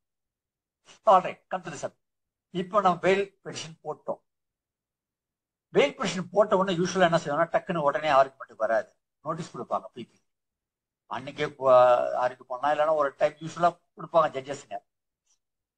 ஜட்ஜஸ்ங்க என்ன மேட்ச் என்ன ஒரு வியூ வச்சிருக்காங்கன்னா ப்ராக்டிகலா சொல்றேன் பாருங்க. இந்த அஃபென்ஸா ஒரு வாரம் கழிச்சு தான் விடுவேன், இந்த அஃபென்ஸா ஒரு 2 நாள் கழிச்சு தான் விடுவேன், இந்த அஃபென்ஸா இருக்கட்டும்ப்பா ஒரு 14 20 நாள் கழிச்சு இப்போ விடுவோம்ப்பா அப்படின்னு அவங்களே ஒரு மைண்ட் செட்ல இருப்பாங்க. That is called trend of the court. நான் மறுபடியும் சொல்றேன், இந்த இந்த லீகல் இதெல்லாம் நான் பண்ணல, ஏற்கனவே மேம் கவர் பண்ணிட்டாங்க. நீங்க இப்ப ப்ராக்டிக்கலா வரீங்க, ப்ராக்டிக்கலா வரும்போது என்னென்ன கோர்ட்ல நடக்குது, ப்ராக்டிக்கல் என்ன ஃபேஸ் பண்றோம் அப்படின்றது எனக்கு தெரிஞ்சதை நான் சொல்றேன். ஓகேங்களா? நீங்களும் டிஃப்ரெண்ட் ஏரியாவில் ப்ராக்டிஸ் பண்ணுவீங்க, எதுக்கு அன்கவர்டா இருந்தா கூட நீ ஷேர் பண்ணலாம். இது என்ன ஆகுனா, இது கொடுத்த உடனே எஸ் ஒரு ஒரு அதாவது எப்படின்னா 6 நாள் கழிச்சு போடுறான்னு வச்சுக்கோங்க. நோட்டீஸ் ஆர்டர் பண்ணோன்னா பதில் போடுவாங்க. யார்? ஏபிபி. ஏபிபி பொதுவா தனியா அடிச்சு கொடுக்கறது இல்ல. அது யூஸ்வலா ப்ராக்டிஸ் ஆனாக்கா ஒரு ஐஓ இது விடக்கூடாதுன்றதுக்கு தனியா நோட்ஸ் மாதிரி ஒன்று போட்டு கொடுக்கறதும் உண்டு, அப்ஜெக்ஷன். அதுல ஏபிபி அப்ரூவ் அப்படின்னு ஒரு கிரீன் சிக்னேச்சர் அப்ரூவ் தான் எழுதுவாங்க. ஆனா அப்ரூவ் எழுதிட்டு முக்கியமான கேஸா இருந்தாக்கா கோர்ட்ல அப்ஜெக்ட் பண்ணுவாங்க. இல்லைன்னா ஏபிபி கோர்ட்டுக்கு வர்றதே கிடையாது. வரணுமா இல்லைன்ற வேற விஷயம், ப்ராக்டிக்கலா அவங்க வர்றது கிடையாது. ஜட்ஜி அதை பார்த்துட்டு வேணுமா வேணாமா சொல்லி முடிவு பண்ணுவாங்க. நாங்க என்ன செய்வோம் அப்படின்னா, போலீஸ் எதுக்காக அரெஸ்ட் பண்ணிச்சு, எதுக்காக பெயில் விடக்கூடாதுன்னு சொல்லுது, நல்லா கவனிக்கணும். அரெஸ்ட் பண்றதை நம்ம கொஸ்டின் பண்ணல, பண்ணிக்கப்பா. ஜுடிஷியல் கஸ்டடியில அப்படியே ரிமாண்ட் பண்றாங்க, பண்ணிக்கப்பா, ஒன்றும் பிரச்சனை இல்லை. எங்க ஆளை இன்னைக்கு அரெஸ்ட் பண்ணி ஜெயிலுக்கு வைக்கிற, ஆல்ரைட் இன்னைக்கு இருக்கிறான், நாளைக்கு இருக்கணும்னு சொல்றீங்க, என்ன காரணம்? நாளைக்கு ஏன் இருக்கணும்? அதுதான் பெயில் இல்லைங்களா? அதுதான் பெயில். இது வரைக்கும் இருந்துட்டா, இது வரைக்கும் அதாவது ஒரு நாள் இருந்தா 2 நாள் இல்ல, நாளைக்கு இருக்கணும்ன்ற, நாளை கழிச்சு இருக்கணும்ன்ற, விடக்கூடாதுன்ற, நாளைக்கு ஏன் விடக்கூடாது, ஏன் அவன் வெளியே இருந்தா என்ன பிரச்சனை? இதுதான் கொஸ்டின் பெயில்ல. அப்போ அவனை வெளியே விட்டா என்ன பிரச்சனைகள்லாம் வரும்? அதாவது போலீஸ் இதுல நல்லா சொல்ல கேட்டுங்க, ரீசன் ஃபார் அரெஸ்ட் கொடுத்துருப்பாங்க, நீ ஏன் ரிமாண்டுக்கு வரணும் எல்லாம் காரணம் கொடுத்துருப்போம், அதெல்லாம் விட்டுடுங்க. ஆனா இவனை வெளியே விடக்கூடாதுன்னு போலீஸ் என்ன சொல்றது? அந்த போலீஸ் கொடுத்த அந்த ரிப்போர்ட்டை, கோர்ட்ல கொடுத்த ரிப்போர்ட்டை நாங்க கோர்ட்ல ஒரு மெமோ போடுவோம், பெருசுல் ஆஃப் தி ரெக்கார்ட், இல்ல ஓரலா கேட்போம். அந்த கோர்ட்ல போலீஸ் சப்மிட் பண்ண என்டையர் ரெக்கார்டை நம்ம உட்காந்து பார்த்துருவோம். பார்த்துட்டு நோட்ஸ் எடுத்து தான் ஆர்கியூ பண்ண முடியும். ஏன்னா நம்ம எந்த ஏரியா ஆர்கியூ பண்ண தேவையில்லை. அவனை வெளியே விடக்கூடாதுன்றது ரீசன் சொல்லியிருப்பான், அந்த ரீசன் சரியில்லைன்னு ஆர்கியூ பண்ணா they are entitled to get. இன்னொரு விஷயம் டிஃபிகல்ட் லீகலா பாருங்க, போலீஸ் ஃபுல்லா கம்ப்ளீட்டா புடுகுது கோர்ட்டுக்கு, நம்மள வெளியே விடக்கூடாதுன்னு ஒரு காரணம் சொல்றோம். ஆனா அந்த காரணத்தை அக்யூஸ்ட் கவுன்சில் கொடுக்கறது கிடையாது. பிராக்டிகலா பெரிய ஃபிளா, பெரிய flaw. Court shall ensure fair proceedings, court shall ensure fair proceedings சொல்றாங்க. Fundamental rights, article 21, right for livelihood cannot be taken away except with the due process of law, that's a crown of the ஏதோ சொல்லுவாங்க. ஆனா என்னை ஜெயிலுக்கு வைக்கணும், வெளியே விடக்கூடாதுன்னு சொல்றது article 21. ஆனா அவன் ரீசன் சொல்லுவான், அது பெரிய ரகசியமா இருக்கும், அது ஜட்ஜுக்கு மட்டுமே தெரியும், ஜட்ஜும் அதை படிச்சிருவாங்க. அந்த ரீசன் எங்களுக்கு தெரியாமையே நாங்க ஆர்கியூ பண்ணோமா? will it not offend article 14 and 21 of the Constitution of India? will not affect its fair proceedings, transparent proceedings? கண்டிப்பா அஃபெக்ட் பண்ணு. இது யாருமே ரைஸ் பண்றது இல்லை, இந்த நிமிஷம் வரைக்கும் யாருமே ரைஸ் பண்றது. கொடுக்கணும் சொல்லி கிரிமினல் ரூல்ஸ் ஆஃப் பிராக்டிஸ்லயே கொண்டு வரணும், இல்ல ஏதாவது ஒரு ஆர்வசி போடணும், இதுக்கு ஏதாவது பில்லு போடணும்னு நினைக்கிறேன். It's a different matter. என்ன டிஃபிகல்டிஸ் இது? ஆனா நம்ம கொடுக்குற பெட்டிஷன் எல்லாம் போலீஸ் கொடுத்துடணும். ஒன்னு ஜட்ஜி கேட்பாங்க, இது அரசி சர்வ் பண்ணீங்களா, பிபிக்கு சர்வ் பண்ணிட்டீங்களா? ஆனா பிபி கொடுக்கறது நீங்க அக்யூஸ் சர்வ் பண்ணிட்டீங்களா, அக்யூஸ் கவுன்சில் சர்வ் பண்ணிட்டீங்களா அப்படின்னு கேட்கறதே கிடையாது. It's very difficult. இந்த டிஃபிகல்ட் நாங்கள் ஃபேஸ் பண்றோம். அதனால பெருஸ் பண்ணிட்டு ஓரல அப்படியே நோட் பண்ணிட்டு ஆர்கியூ பண்ணுவோம். ஆர்கியூ பண்ண பிறகு பொதுவா பெயில் பெட்டிஷன் பாருங்க, என்னென்ன பாயிண்ட் வைக்கிறது, அது ஸ்டாண்டர்ட் ஃபார்மேட். நல்லா கேட்டுங்க, இது ஒரு ஃபார்மேட் தான், பெட்டிஷன் ஃபார்மேட் தான், அஃபிடேவிட் ஃபார்மேட்ல பெட்டிஷன் ஃபார்மேட் தான். நீங்க தனியா அடிச்சு கூட போட்டுக்கலாம். ஆனா பிராக்டிக்கலா டு சேவ் தி டைம் இந்த மாதிரி ஃபார்மேட்ல போட்டா கூட ஒத்துக்குவாங்க. ஓகேங்களா? அதுல பாருங்க கிளியரா என்னென்ன கண்டிஷன்லாம் நம்ம கொடுக்குறோம். நீங்க என்னை பெயில விட்டீங்கன்னா, நம்பர் 1, தி பெட்டிஷனர் அக்யூஸ்ட் அண்டர்லைன் பண்ண முடியுமா?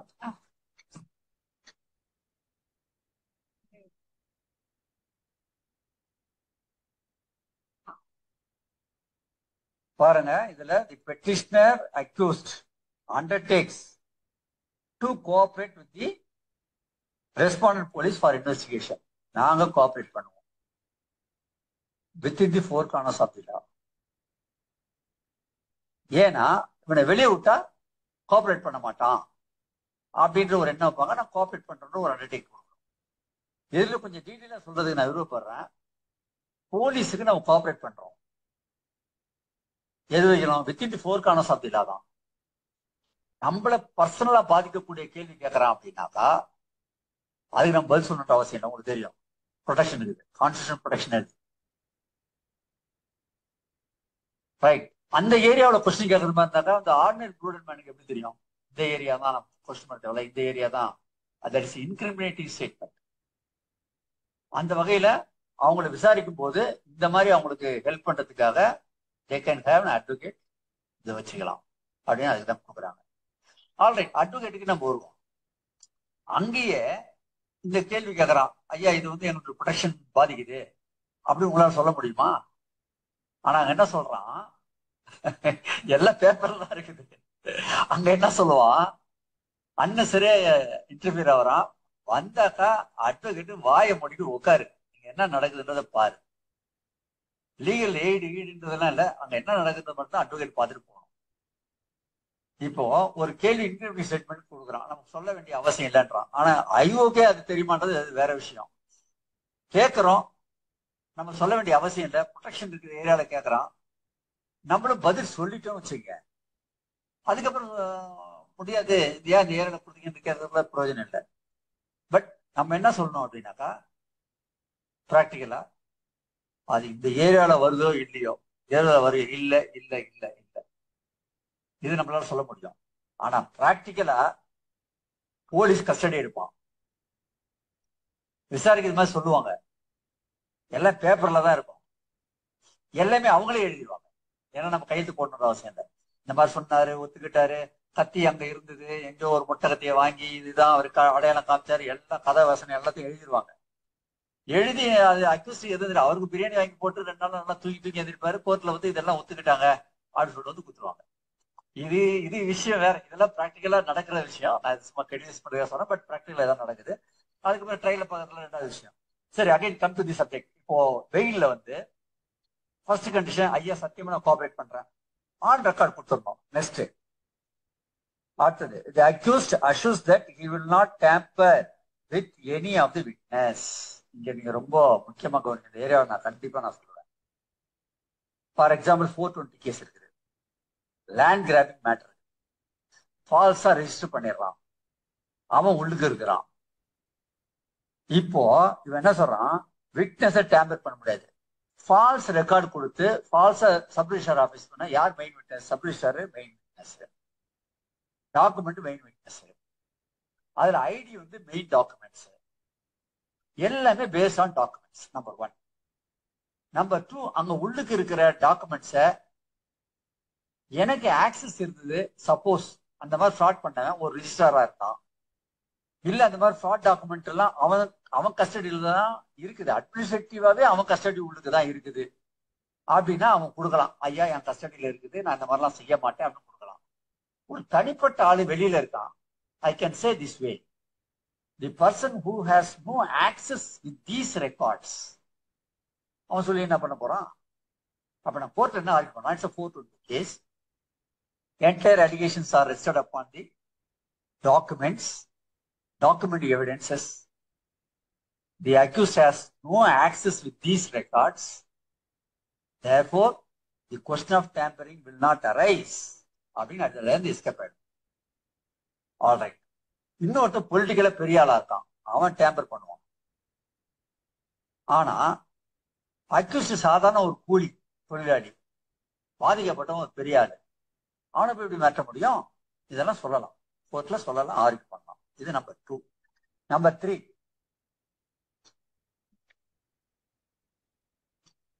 the accused is ready to obey any condition imposed by this honorable court. அன்கண்டிஷனலா இருக்கும். நீ இந்த மாதிரி கொடுத்தாதான், கண்டிஷன் கொடுத்தாதான் நான் அக்செப்ட் பண்ணிக்கின்றோம் சொல்லக்கூடாது. அன்கண்டிஷனலா சரண்டர் ஆகும். அன்கண்டிஷனலா சொன்னாக்கா எது வேணாலும் அவங்க ஆர்டர் பண்ணுவாங்க. So these are all the, சும்மா மேஜிஸ்ட்ரேட் கோர்ட்ல மட்டும் இந்த மாதிரி. மேஜிஸ்ட்ரேட் கோர்ட்ல உள்ள ட்ரைபல் அஃபென்ஸ் மட்டும் தான் அவங்க பார்ப்பாங்க. இப்போ செஷன்ஸ் கேஸ் தனியா இருக்கும், ட்ரைபல் பேஸ்ட் செஷன்ஸ். அதுக்கு நீங்க செஷன்ஸ் கோர்ட் தான் பெயிட் பண்ணணும். மேஜிஸ்ட்ரேட் வந்து கொடுக்க முடியாது. இது பிராக்டிக்கலா இருக்கு. அந்த ஏரியாவும் உங்களுக்கு ஒரு ஏரியா சொல்றேன் கேளுங்க. ஏன்னா எதிர்கால ஜட்ஜஸ்னால எந்த லா சொல்லுது, இப்போ ஒரு மர்டர் கேஸ் அக்யூஸ்ட், அவனுக்கு வந்து மேஜிஸ்ட்ரேட் பெயில் விடக்கூடாது, செஷன்ஸ் கோர்ட் தான் பெயில் விடணும், அங்கதான் போகணும், ஜூரிஸ்டிக்ஷன் வந்து மேஜிஸ்ட்ரேட்டுக்கு இல்ல அப்படின்னு எந்த சட்டம் சொல்றதுன்றது உங்களுக்கு அது கிளியரா உங்களுடைய டிஸ்கஷன் விட்டுறேன். அந்த ஏரியாவை நீங்க ஷேர் பண்ணணும். நம்பர் 1. நம்பர் 2, இன்னொன்னு பாத்தீங்கன்னா மர்டர் கேஸ் அக்யூஸ்டோட இருப்பான். மேஜிஸ்ட்ரேட் எப்பா அரெஸ்டே இல்லீகல் அப்படின்னு ஒரு முடிவுக்கு வர்றாங்கன்னு வச்சுங்களேன், அவங்க வெளியே விட முடியுமா? விடலாம். ஏன்னா எவ்வளவு பெரிய அஃபெண்டரா இருந்தாலும் ரிமாண்ட் பண்ற கோர்ட் வந்து செஷன்ஸ் கிடையாது. ரிமாண்ட் பண்ற பவர் மேஜிஸ்ட்ரேட்டுக்கு தான் உண்டு. நல்லா தெரிஞ்சுங்க. பெயில் வேணா டிஃபர் ஆகும். ரிமாண்ட்னு பாத்தீங்கன்னா அந்த பேசிக் கோர்ட் மேஜிஸ்ட்ரேட் மட்டும் தான் உண்டு. ரிமாண்ட் எப்போ, நீ அரெஸ்ட் இல்லீகலா இருந்தா தான் நான் பண்ணுவேன். அரெஸ்டே இல்லீகல்ன்ற மாதிரி எனக்கு தெரிய வரும்போது நான் வந்து ரிமாண்டை ஏத்துக்க மாட்டேன். Remand is rejected. Remand reject பண்ணிட்டான். நடக்குது. மர்டர் கேஸ்ல இல்ல, செஷன்ஸ் கேஸ்லயே அந்த மாதிரி நடக்குது. மேஜிஸ்ட்ரேட் கோர்ட்ல அந்த மாதிரி நாங்கள் ஆர்டர் வாங்கியிருக்கோம். இமீடியட்டா ரிலீஸ் பண்ணுவோம். அரெஸ்ட் இஸ் இல்லீகல்னாக்கா. ஃபார் எக்ஸாம்பிள் 41A நோட்டீஸ் எல்லாம் கேஸ், அதுல வந்து நோட்டீஸ் கொடுக்க வேண்டிய இடத்துல நோட்டீஸ் கொடுக்காம இந்த மாதிரி அதை பத்தி சொல்லாமே இருப்பான். சொல்லாமே வந்து கொடுத்துருப்பான். எப்ப யார் நோட்டீஸ் கொடுக்க ரீசன் சொல்லணும். அதை பத்தி கம்ப்ளீட்டா விட்டுருக்கீங்க. Arrest is illegal. So no remand, release பண்ணுவோம். ப்ரொசீஜர் சொல்ல முடியாது, இது மஸ்ட் ப்ரொசீஜர். அதாவது என்னன்னா 41க்கும் 41Aக்கும் ஒருத்த அஃபென்ஸ் பண்ணிட்டான். நான் ஐஓ, நான் முடிவு பண்றேன் இவனை அரெஸ்ட் பண்ணித்தான் ஆகணும்னு முடிவு பண்றேன்னு வச்சுக்கோங்க. Subjective satisfaction. அது யாருமே கொஸ்டின் பண்ண முடியாது கிடையாது. அது ரீசனபிளா இருக்கணும். அதான் அன்வேஷ் எதுக்கு அரெஸ்ட் பண்ற, எதுக்கு அவசியம், அது அவசியம் தானா அப்படின்றது நீ உள்வாங்கி உன் சிந்தனைகளை ஏத்தணும்ன்றான்.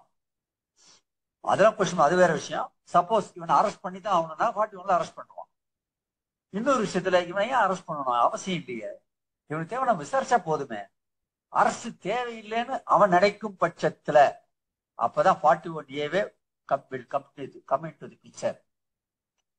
பண்ணன்ற அவசியமே இல்லை. ஆனா நோட்டீஸ் மஸ்ட் பி கிவன். அதாவது நல்லா கேட்டுங்க, மறுபடியும் சொல்றேன், ஒரு ஐஓ வந்து இவனை அரெஸ்ட் பண்ணித்தான் ஆகணும் அப்படின்னு முடிவு பண்ணனா 41A நோட்டீஸ் தேவையில்லை. நம்பர் 1. எப்ப வேணும்னா இவனை அரெஸ்ட் பண்ண தேவையில்லைப்பா, நோட்டீஸ் மட்டுமே போதும் அப்படின்னு நினைக்கும் பட்சத்துல தான் 41A நோட்டீஸ் தேவை. அப்போ 41A நோட்டீஸ் கொடுக்காம 41லயே நான் அரெஸ்ட் பண்ணித்தான் ஆகணும்னு நான் நினைக்கிறேன் பத்தியா, ஏன் அந்த மாதிரி நினைச்சேன், 41A நோட்டீஸ் ஏன் தேவையில்லை அப்படின்றத ரெக்கார்ட்ல இருக்கும். அது கன்வின்சிங்கா இருக்கும். அப்பதான் அது வந்து பெயில்ன்ற கொஸ்டினே வரும். 41A நோட்டீஸ் கொடுத்தாங்க, அரெஸ்டே இல்லைங்க, பெயில்ன்ற கொஸ்டினே இல்லையே. சோ பெயில் வர்ற இடத்துலாம் 41A நோட்டீஸ் ஏன் கொடுக்கப்படவில்லை, இந்த காரணத்துக்காக கொடுக்கப்படவில்லை, ஏன் நான் அரெஸ்ட்னு முடிவு பண்ணேன், இந்த காரணத்துக்காக முடிவு பண்ண ரீசன் இருக்கும். Otherwise it is illegal arrest, illegal remand உள்ள சான்ஸ். எஸ். அப்புறம் இது 3 கொடுத்த பிறகு நாங்க அந்த நோட்டீஸ் வந்து இந்த மாதிரி ஆர்கியூ பண்ணுவோம். ஆர்கியூ பண்ணி முடிஞ்ச உடனே ஒரு கண்டிஷன் கொடுக்குறாங்க. கோர்ட்ல பொதுவா டிஃப்ரெண்ட் டைப்ஸ் ஆஃப் கண்டிஷன் கொடுத்துருவாங்க. இந்த மாதிரி ரிலீஸ் பண்றோம் சப்ஜெக்ட் டு தீஸ் கண்டிஷன்ஸ். பொதுவாக எல்லா மேஜிஸ்ட்ரேட் கோர்ட்லயும் என்னென்ன கண்டிஷன் போடுறான்னு சொல்ற பாருங்க. உங்களுக்கு ரெகுலரா வர்றதா இப்ப 10,000 சூரிட்டி 2 கொடுங்கன்றுவோம். 10,000 10,000 20,000 கொண்டு கொடுத்துட முடியுமா? கொடுத்தா என்ன தப்பு? இப்ப 2 சூரிட்டிஸ் கொடுக்குறாங்க, ஈச் 10,000. 10,000 உங்களுக்கு கேஷ் கொடுத்துடலாமே. கேஷ் சூரிட்டி சொன்னா கேஷ். நீங்க இப்ப பாத்தீங்கன்னாக்கா 10,000 அப்படின்னு சொன்னாக்கா ஒவ்வொன்றுக்கும் ஒரு ரேட் வச்சிருக்கான். 10,000 சொல்லும் போது ரேஷன் கார்டு கொடுக்கலாம், நம்ம ஆதார் கார்டு கொடுக்கலாம், இதுக்கெல்லாம் 10,000. ஓகேங்களா? அதுக்கப்புறம் ஹைகோர்ட்டை பொறுத்த வரைக்கும் பெயில் கொடுக்கலாம். யூஸ்வலா 15,000 மேலதான் கொடுக்குறாங்க. இப்ப பிராக்டிக்கலா ஹைகோர்ட்ல பெயில் வாங்கலாம். 15,000 மேல என்ன கொடுக்கலாம்? ப்ராப்பர்ட்டி சூரிட்டி கொடுக்கலாம். மூவபிள். இம்மூவபிள்னா டாக்குமெண்ட் சூரிட்டின்னு ஸ்பெசிபிக்கா சொல்லியிருப்பாங்க. பொதுவா 15,000 சூரிட்டி அப்படின்னாக்கா பொதுவா மூவபிள். நான் ஒரு 2 மாடு வச்சிருக்கேன், அது 2 மாடு ஒவ்வொன்றும் 50,000 பேரை 2 மாடை கொடுத்து போகடான்னு கொடுத்துருக்கணும், எல்லாம் கொடுக்கணும். எல்லாம் ஒரு பாட்டினுடைய வேலையா அதை வச்சு பால் கறந்துக்கு ஏதாவது செஞ்சிருந்தோம். பட் சும்மா சொல்றேன், அது கிடையாது. பட் என்ன செய்யறாங்கன்னாக்கா அந்த மாதிரி சுச்சுவேஷன்ல ப்ராட் மூவபிள்ல 2 வீலர் கொடுக்குறாங்க, அதை அக்செப்ட் பண்றாங்க. 2 வீலர்லாம் 1 லட்சம் 1.5 லட்சம் போகுது. நீங்க 2 வீலரே கொடுக்கணுன்ற அவசியம் இல்லை. அதுல ஆர்சி புக் கொடுத்துடணும், ஏன்னா நீங்க ஓனர்ஷிப் சொல்லிட்டு வித் இன்சூரன்ஸ் கரண்ட்ல இருக்கணும், வித் ஆதார் கார்டோட கொடுத்துடணும். 2 வீலரை கொடுக்கணும்னு பிசிக்கலா கொடுக்கணுன்ற அவசியம் இல்லை. அதே மாதிரி கார், ஆட்டோ. ஓகேங்களா? இது அபவ் 15,000. தென் அதுக்கப்புறம் நீங்க முக்கியமான விஷயம், சூரிட்டிஸ் தேர்ட் பார்ட்டி சூரிட்டின்னு யாராவது ஒருத்தவங்களை கூப்பிட்டு நிப்பாட்டலாம், இதெல்லாம் கொடுத்துடலாம்.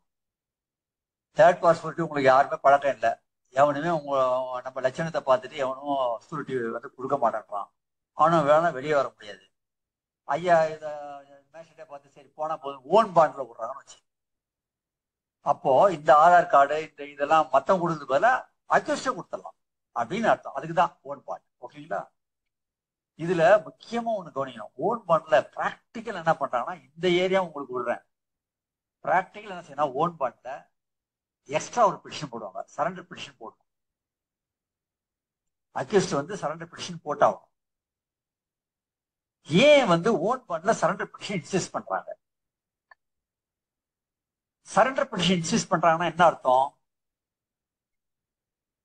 ஓன் பாண்ட் கொடுக்கும்போது நான் வெயில் இல்ல வெளியே இருக்கேன்னு அர்த்தம். ஒருத்தன் வெளியே இருந்தாதான் பாண்டு கொடுக்க முடியும். அவன் உள்ளுக்கு அக்யூஸ்டா இருக்கும்போது எந்த ஆக்சஸும் இல்லை, வெளியே வந்துதான் அரேஞ்ச் பண்ணோம். அப்ப வெளியே வரும்போது என்ன அர்த்தம்? வெளியே விட்டாங்கன்னு அர்த்தமா? சரண்டர் சொல்லும் போது நான் எப்ப வெளியே இருக்கிறேன், உள்ளுக்கு தானே இருக்கிறேன். ஓன் பாண்ட் என்ன அர்த்தம்? ஏன் சரண்டர் பெட்டிஷனை இன்சிஸ்ட் பண்றாங்க? இந்த ஏரியாவை நீ கிளியர் பண்ணும். மறுபடியும் கொஸ்டின் சொல்றேன் பாருங்க. ஓன் பாண்ட்ல சரண்டர் பெட்டிஷன் ஏன் இன்சிஸ்ட் பண்றாங்க? அதனுடைய லீகல் தாற்பயம் என்ன, லீகல் கான்செப்ட் என்ன? இது சரண்டர் பெட்டிஷன் நான் 3 o'clock போடுறேன். ஐ ஹேவ் a பெட்டிஷன், அது நான் உங்களுக்கு போடுறேன். அதுல அந்த காப்பி, அதுல ரீசனும் இருக்கும். நீங்களும் சர்ச் பண்ணுங்க. சார் சொன்னதுனால நானும் உங்களுக்கு சேர்த்து. எஸ், இதுல இதுதான் வந்துடும். ரைட், ஓகே, விட்டுட்டாங்க, சூரன்ஸ் கொடுத்துட்டீங்க. இதுல என்ன ஒரு விஷயம்னா, நல்லா கேட்டுங்க, பெயில் பெட்டிஷன் போடும்போது மார்னிங் கொடுக்கணும். பெட்டிஷன் கொடுக்கும்போது கொடுத்துருவாங்க. பொதுவா சில கோர்ட்ல 12 மணி ஃபிக்ஸ் பண்ணி 12 12:30 மணிக்கு ஆர்குமெண்ட் கேட்பாங்க பெயில் பெட்டிஷன்ல. சில இதுல ஆஃப்டர் லஞ்ச் 2:30 மணிக்கு கேட்பாங்க. கொடுத்துட்டு 5 மணிக்கு பிறகு ரிசல்ட் சொல்லுவாங்க. அது சேம்பர்ல சொல்றாங்களா வெளியே சொல்றாங்களா, இதெல்லாம் பெயில் கிராண்டட் சூரிட்டிஸ், இதெல்லாம் சூரிட்டிஸ் அப்பயே நீங்க கொடுத்துடலாம். கொடுத்துட்டு கிட்டத்தட்ட எடுத்து வெளியே வரதுக்கு 7 மணி ஆயிடும். கோர்ட்லயே பிராக்டிக்கலா 7 மணி ஆயிடும். அதனால ஒருத்தவங்க பெயில் கிடைக்குதோ இல்லையோ, சூரிட்டிஸ் பெட்டிஷன் ரெடி பண்ணிக்கணும். கொடுத்துட்டாங்கன்னு நினைச்சு எல்லாமே ரெடி பண்ணிக்கணும், ஆளை ரெடி பண்ணிக்கணும், ரேஷன் கார்டு ரெடி பண்ணிக்கணும். அப்பதான் அவங்க கண்டிஷன் வரணும்னா எஸ்ன்னு அப்பயே உடனே கொடுத்து அவங்ககிட்ட இருந்து அந்த அந்த வாரண்ட்டை வாங்க முடியும். இல்லாட்டினாக்கா இது கொடுக்கறதுக்குன்னு ஒரு 2-3 நாள் ஆயிடும். அது பார்த்து ஒத்துக்க மாட்டாங்க. அதனால நான் ப்ராக்டிக்கல் என்ன செய்வோம்னா, கிடைக்குதே இல்லையோ, அப்ப இந்த கேஸுக்கு இந்த மாதிரி இருக்கும். ஒரு ப்ரிடிக்ஷனாக்கா, ஒரு ப்ரிடிக்ஷனா இந்த ஒரு 2 சூட்டு கூட்டு வந்துருங்க, இல்லைன்னா இந்த டாக்குமெண்ட் கொண்டு வந்துருங்க அப்படின்னு சொல்லிட்டு ஒரு 2-3 பேரை ஒரு 3 டைப்ஸ் ஆஃப் சூரிட்டி ரெடி பண்ணி வச்சிருக்கோம். ஜட்ஜி சொன்ன உடனே கடகடன்னு எல்லாமே ரெடி பண்ணி ஒரு 10 நிமிஷத்துல போட்டு உள்ளுக்கு சூரிட்டி ஃபார்ம்லாம் கம்ப்ளீட்டா கம்ப்ளீட் பண்றது கண்டிஷன் கொடுத்துருவோம். இதான் ப்ராக்டிகல் நடக்குது. கொடுத்த பிறகு அவனை எப்படி ரிலீஸ் பண்ணுவாங்க? கொடுத்த உடனே அவன் டக்குன்னு வந்துடுவானா? இல்ல, அதுக்கு இங்கேருந்து ஒரு வாரண்ட் போகும். That's a matter between the court and the prisoner. அதுதான் இப்ப பாத்துட்டு இருக்கீங்க. இதுல நிறைய பேர் தப்பு பண்றாங்கிறதுக்காக இவங்க இமெயிலே அனுப்பிச்சிடுறாங்க. இப்ப நவடேஸ் யாருக்கையும் கொடுக்கறது இல்லை, அது இதுலயும் கொடுக்கறது எல்லாமே இமெயிலே போயிடுது. அதுல பாருங்க, இதுதான் under a warrant, bond and bail bond after arrest. bond and bail bond, bond என்னன்றதை நீங்க லீகலா பாத்துங்க. bail bond after arrest under a warrant. ஓகேங்களா? Section 81 of the criminal procedure. இது ஃபார்மேட்ல இருக்குது. அந்த யாரு என்ன அப்படின்றத இருக்கும் பாருங்க. எந்த பிரிசன் யாரு வெளியிடணும்னா எந்த செக்ஷனை எப்போ மறுபடியும் பண்ண பாருங்க. லாஸ்ட்ல until answer the said question and to continue so attend until otherwise directed by the court, and in the case of making default hearing I bind myself to forfeit the state the sum of rupees 10,000. 10,000 surety. அதான் இது மேல என்னென்ன ஒட்டணுன்றது எல்லாமே format இது பாத்தீங்க. இதை ஒட்டி தான் கொடுப்பாங்க. யாருன்னா இது யாருக்கு போகுது பாருங்க, சூப்பர் ஆஃப் போலீஸ் சென்ட்ரல் பிரிசனுக்கு போகுது. ஓகே, இது போட்டோ 2 போட்டோ சூரிட்டிஸ் போட்டோ ஒட்டணும். அதான் பாக்குறீங்க. இது எதுவும் நம்ம பண்ண வேண்டியது இல்லை. இது உங்களுக்கு தெரிஞ்சதுக்காக சொல்றேன். இது உங்களுக்கு ஆக்சஸே இருக்கக்கூடாது. இது உங்களுக்கு கையில கொடுக்க மாட்டாங்க. நேரா it's a matter interaction between the court and the prisoners. உங்களுக்கு ஜஸ்ட் தெரிஞ்சுக்க சொல்றேன். நீங்க சிவில் ஜட்ஜா உட்காடுறீங்க, அட்வொகேட்டா தேவையில்லை. சிவில் ஜட்ஜா நீங்க உட்காந்துருக்கு. இப்போ அட்வொகேட் தேவையில்லை. நீங்க உட்கார போற இடம் சிவில் ஜட்ஜ், அதுக்கு தேவைப்படும். அதுக்காக சொல்றோம். டவுட்ஸ் இருந்தா நீங்க கேட்கலாம். Next weak point up. That's it. Okay, have a nice day. I hope all of you enjoy this class. Thank you so much. Thank you.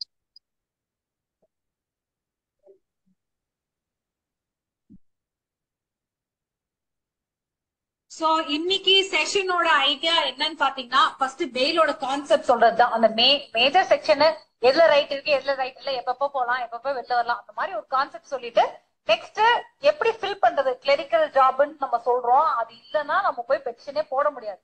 ஒரு அட்வொகேட்டுக்கு கிளரிக்கலா நம்ம சொல்றதுக்கு ஒரே நிமிஷம். சீனியர் வாட்ச் சீசன்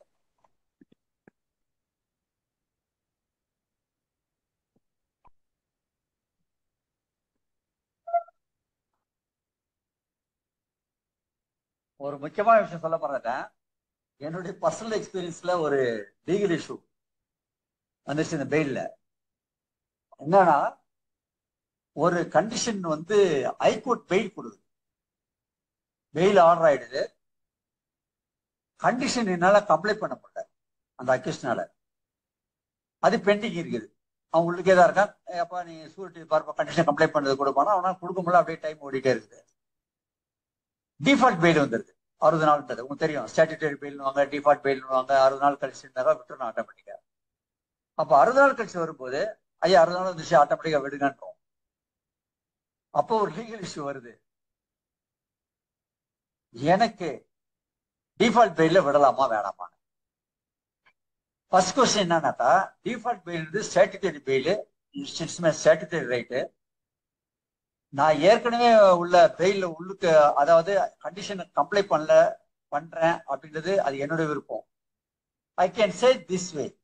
எப்படி ஆர்கியூ பண்ணோம் அப்படின்னாக்கா, ஸ்டாட்யூட்டரி பெயில் வந்துட்டதுனால எனக்கு 2 வழி இருக்குது வெளியே வர்றது. ஒன்னு கண்டிஷனை கம்ப்ளைண்ட் பண்ணிட்டு வெளியே வர்றது, இன்னொன்னு கண்டிஷனை கம்ப்ளைண்ட் பண்ண அவசியம் இல்லை, டிஃபால்ட் பெயில வர்றது. 2 டோர் இருக்குது. 2 டோர்ல எது வேணாலும் நான் ஆப்ஷன் சூஸ் பண்ணிக்கலாம்.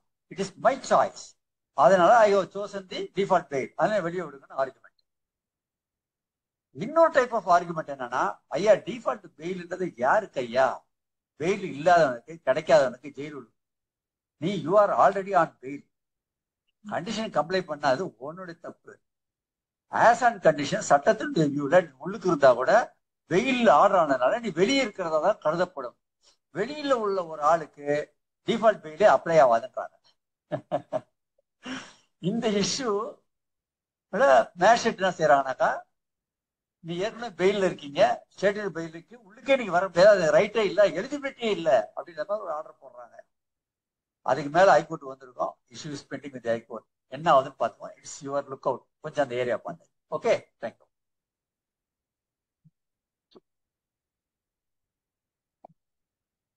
சோ லாங்கிறது எப்படின்னா உண்மையாவே காட்டுக்கு வேட்டைக்கு போறதுதான். இந்த கூண்டுல இருக்க சிங்கத்துக்கும் அந்த கோர்ட்ல போயிட்டு ஆர்கியூ பண்ற சிங்கத்துக்கும் டிஃபரன்ஸ் உண்மையாவே இருக்கு. Argument is just like that.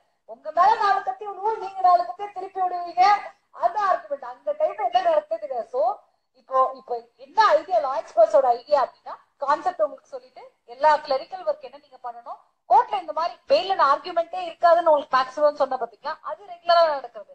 ஆனா ஃபைட் பண்ணி இவர்கிட்ட போனா நமக்கு பெயில் கிடைக்கும்பா, இவர்தான் அதுல டாப் அட்வொகேட் அப்படின்னு வரணும்னா இப்ப சார் சொன்ன மாதிரி அந்த ஆர்கியூமெண்ட் சைட்ல நீங்க எடுத்துக்கலாம். சோ இந்த கிளாஸோட ஐடியாவே பிராக்டிஸ் கொண்டு வந்துட்டாங்க. நான் எங்க போவேன், யார்கிட்ட போவேன், அப்படியே நான் போனாலும் இத்தனை நான் தெரிஞ்சுக்க முடியுமா?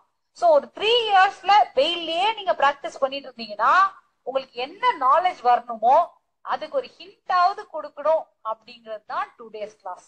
ஓகே, சோ யூஸ்ஃபுல்லா இருந்துச்சு உங்களுக்கு? சின்ன சாட்டிஸ்ஃபேக்ஷன் நீங்க சொன்னீங்க. Okay, thank you so much. We'll wind up and meet next week. Thank you.